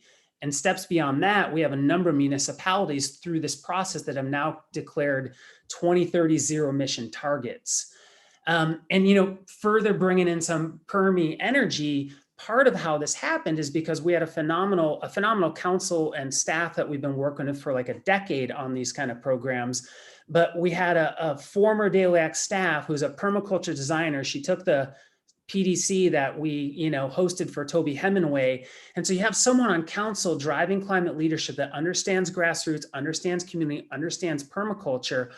And that really enabled us to start to think differently and work closely with our city and to, propose these new structures and literally get a record number of applicants for our climate commission and do their first ever public powered process. and in the process, we had, like Kailea Frederick, who's this amazing Black First Nations climate justice organizer, who's our vice chair of our commission, and Jean Gurr was on the climate commission.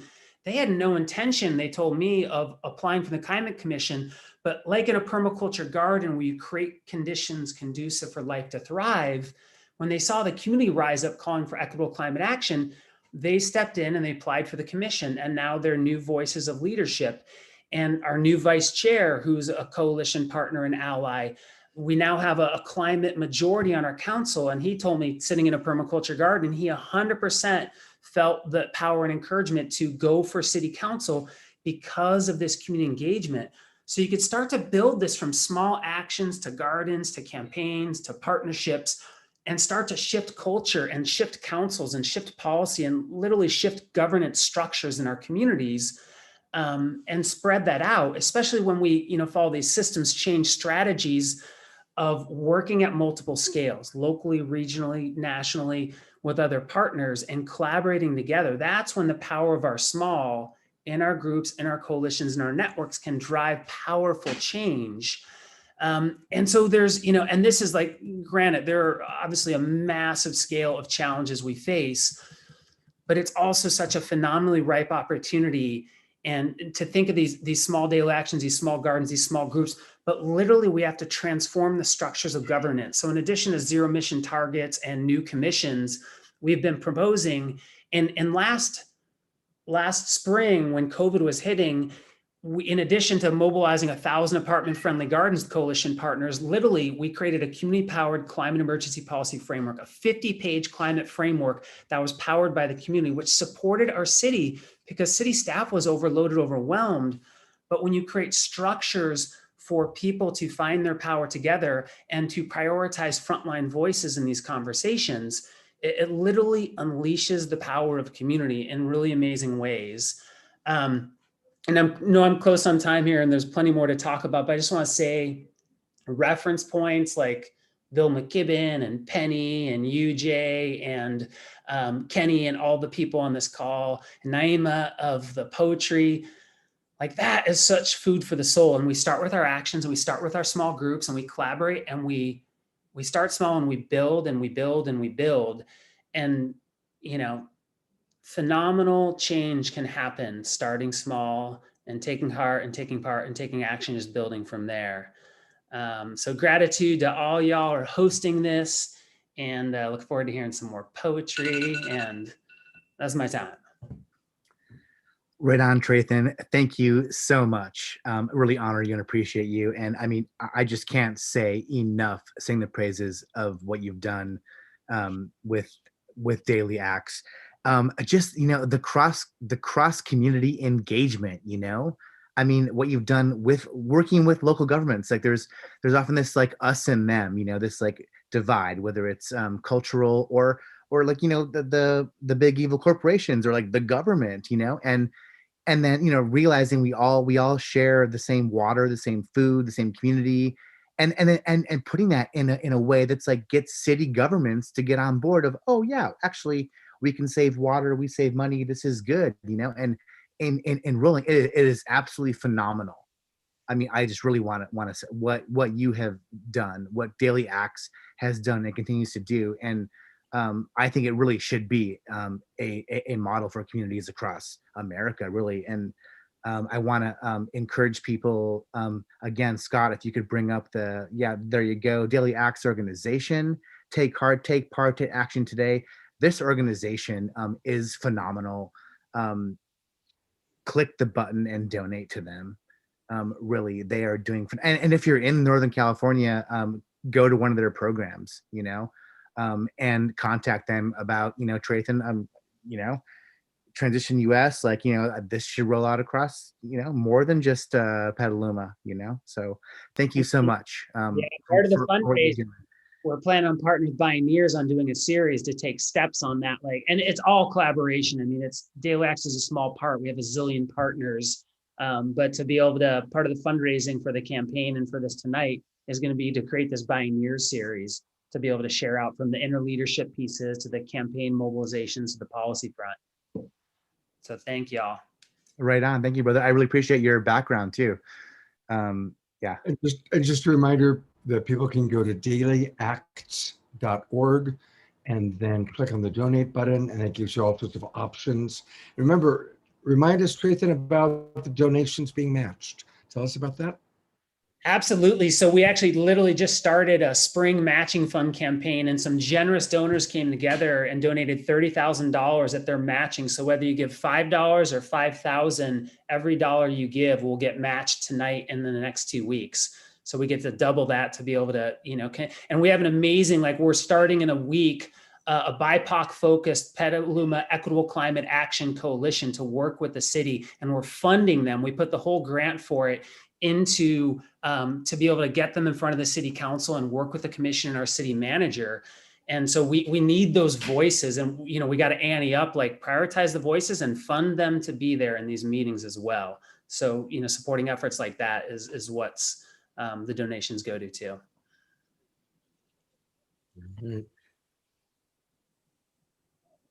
Awesome. Trathen, thank you so much. Bless your life, bless your organization, and bless us all in carrying that work forward. So we are about wrapping it up. We have one more performer, and I'm going to welcome back Naima. Jonathan Youtt, with his people may remember Jonathan at the end of the conversions, is an amazing activist. I want to give props to Jonathan Youtt, Place for Sustainable Living. He apparently had food poisoning tonight, and he's not able to make it, but I want to appreciate him and honor him and thank him. And I want to deeply appreciate Naima for coming back and closing us out here. Thank you so much. Naima.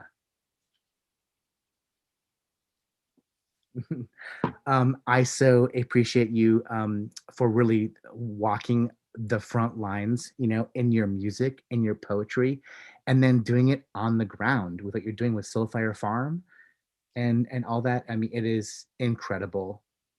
Thank you for walking that talk. And we would love for you to close us out with whatever you have to share to sum up the show. Be here with you and offer these closing words to the power.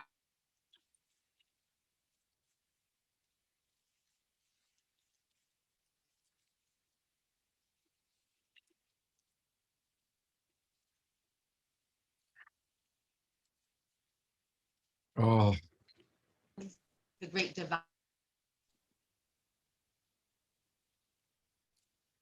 Naima, we're not hearing you right now.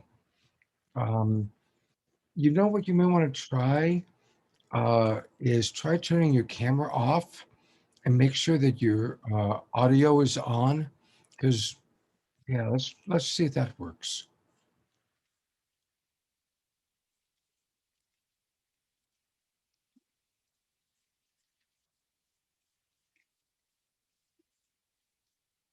I'm just not hearing you.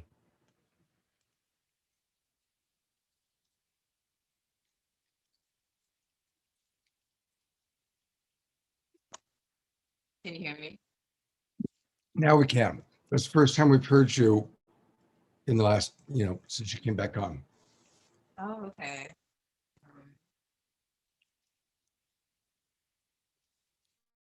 And we so do want to experience what you have to offer, your beautiful offerings. Thank you. Can you hear me okay now? Yes. Your video's choppy, but your audio seems to be okay. Thank you so much for the opportunity to offer these closing words, the powerful journey that we just went on. It's an honor to walk with you.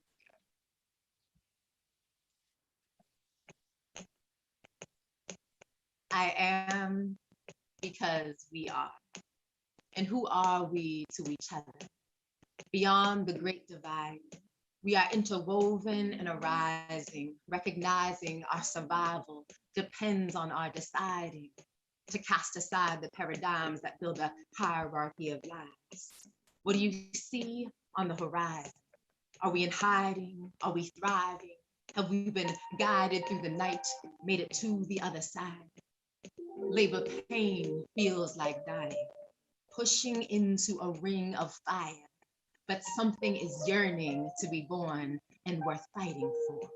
We need to breathe deeper. The machine is crashing. The empire is collapsing. We need to breathe through the contractions of this excruciating passage. Our children have asthma. Our grandmas are gasping. We need to breathe deeper.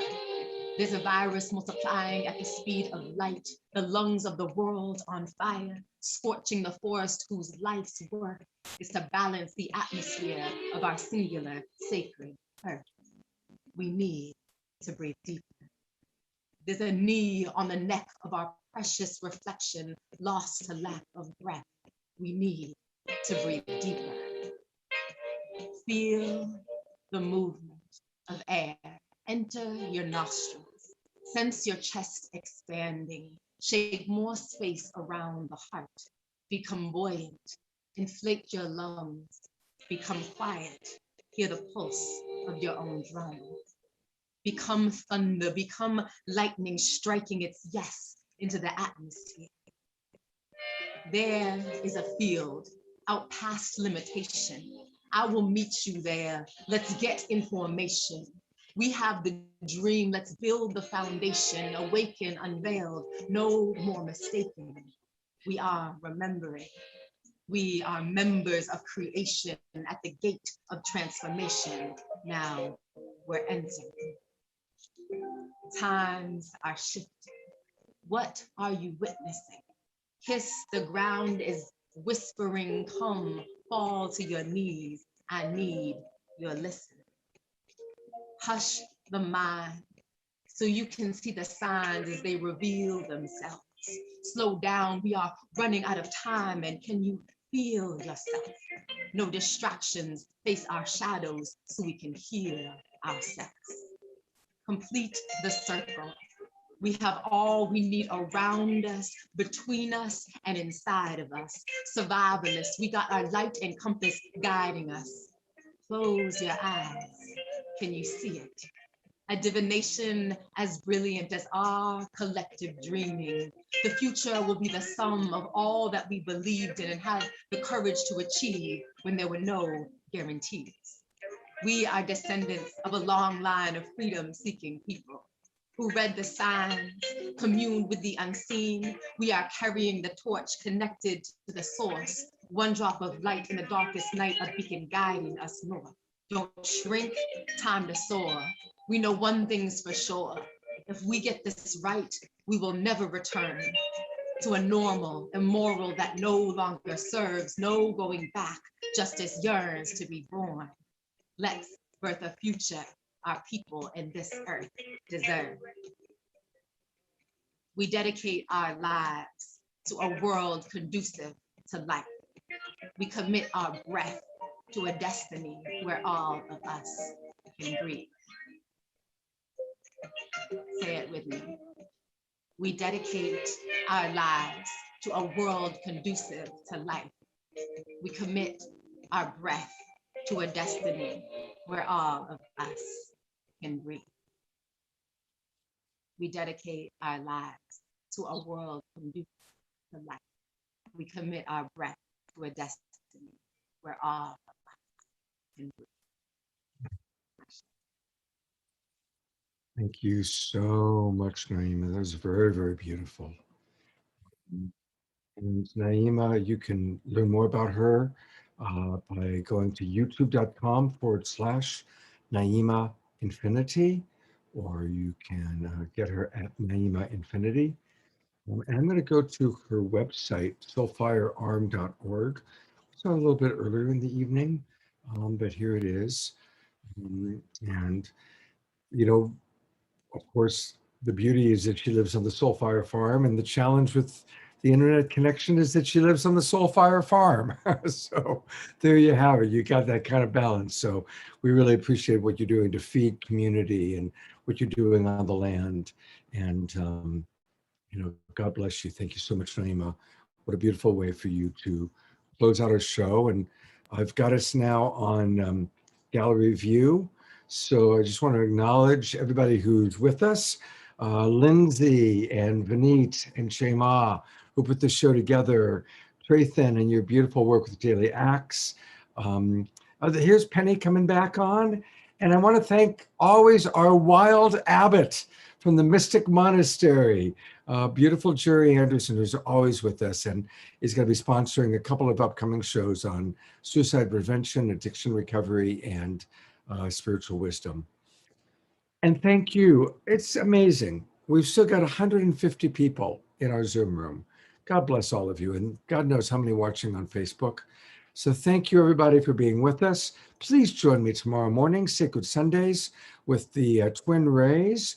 And then on Thursday, Earth Day with Fantuzzi, and all our upcoming shows. Thank you, everybody. Have a beautiful weekend. Hope to see you tomorrow.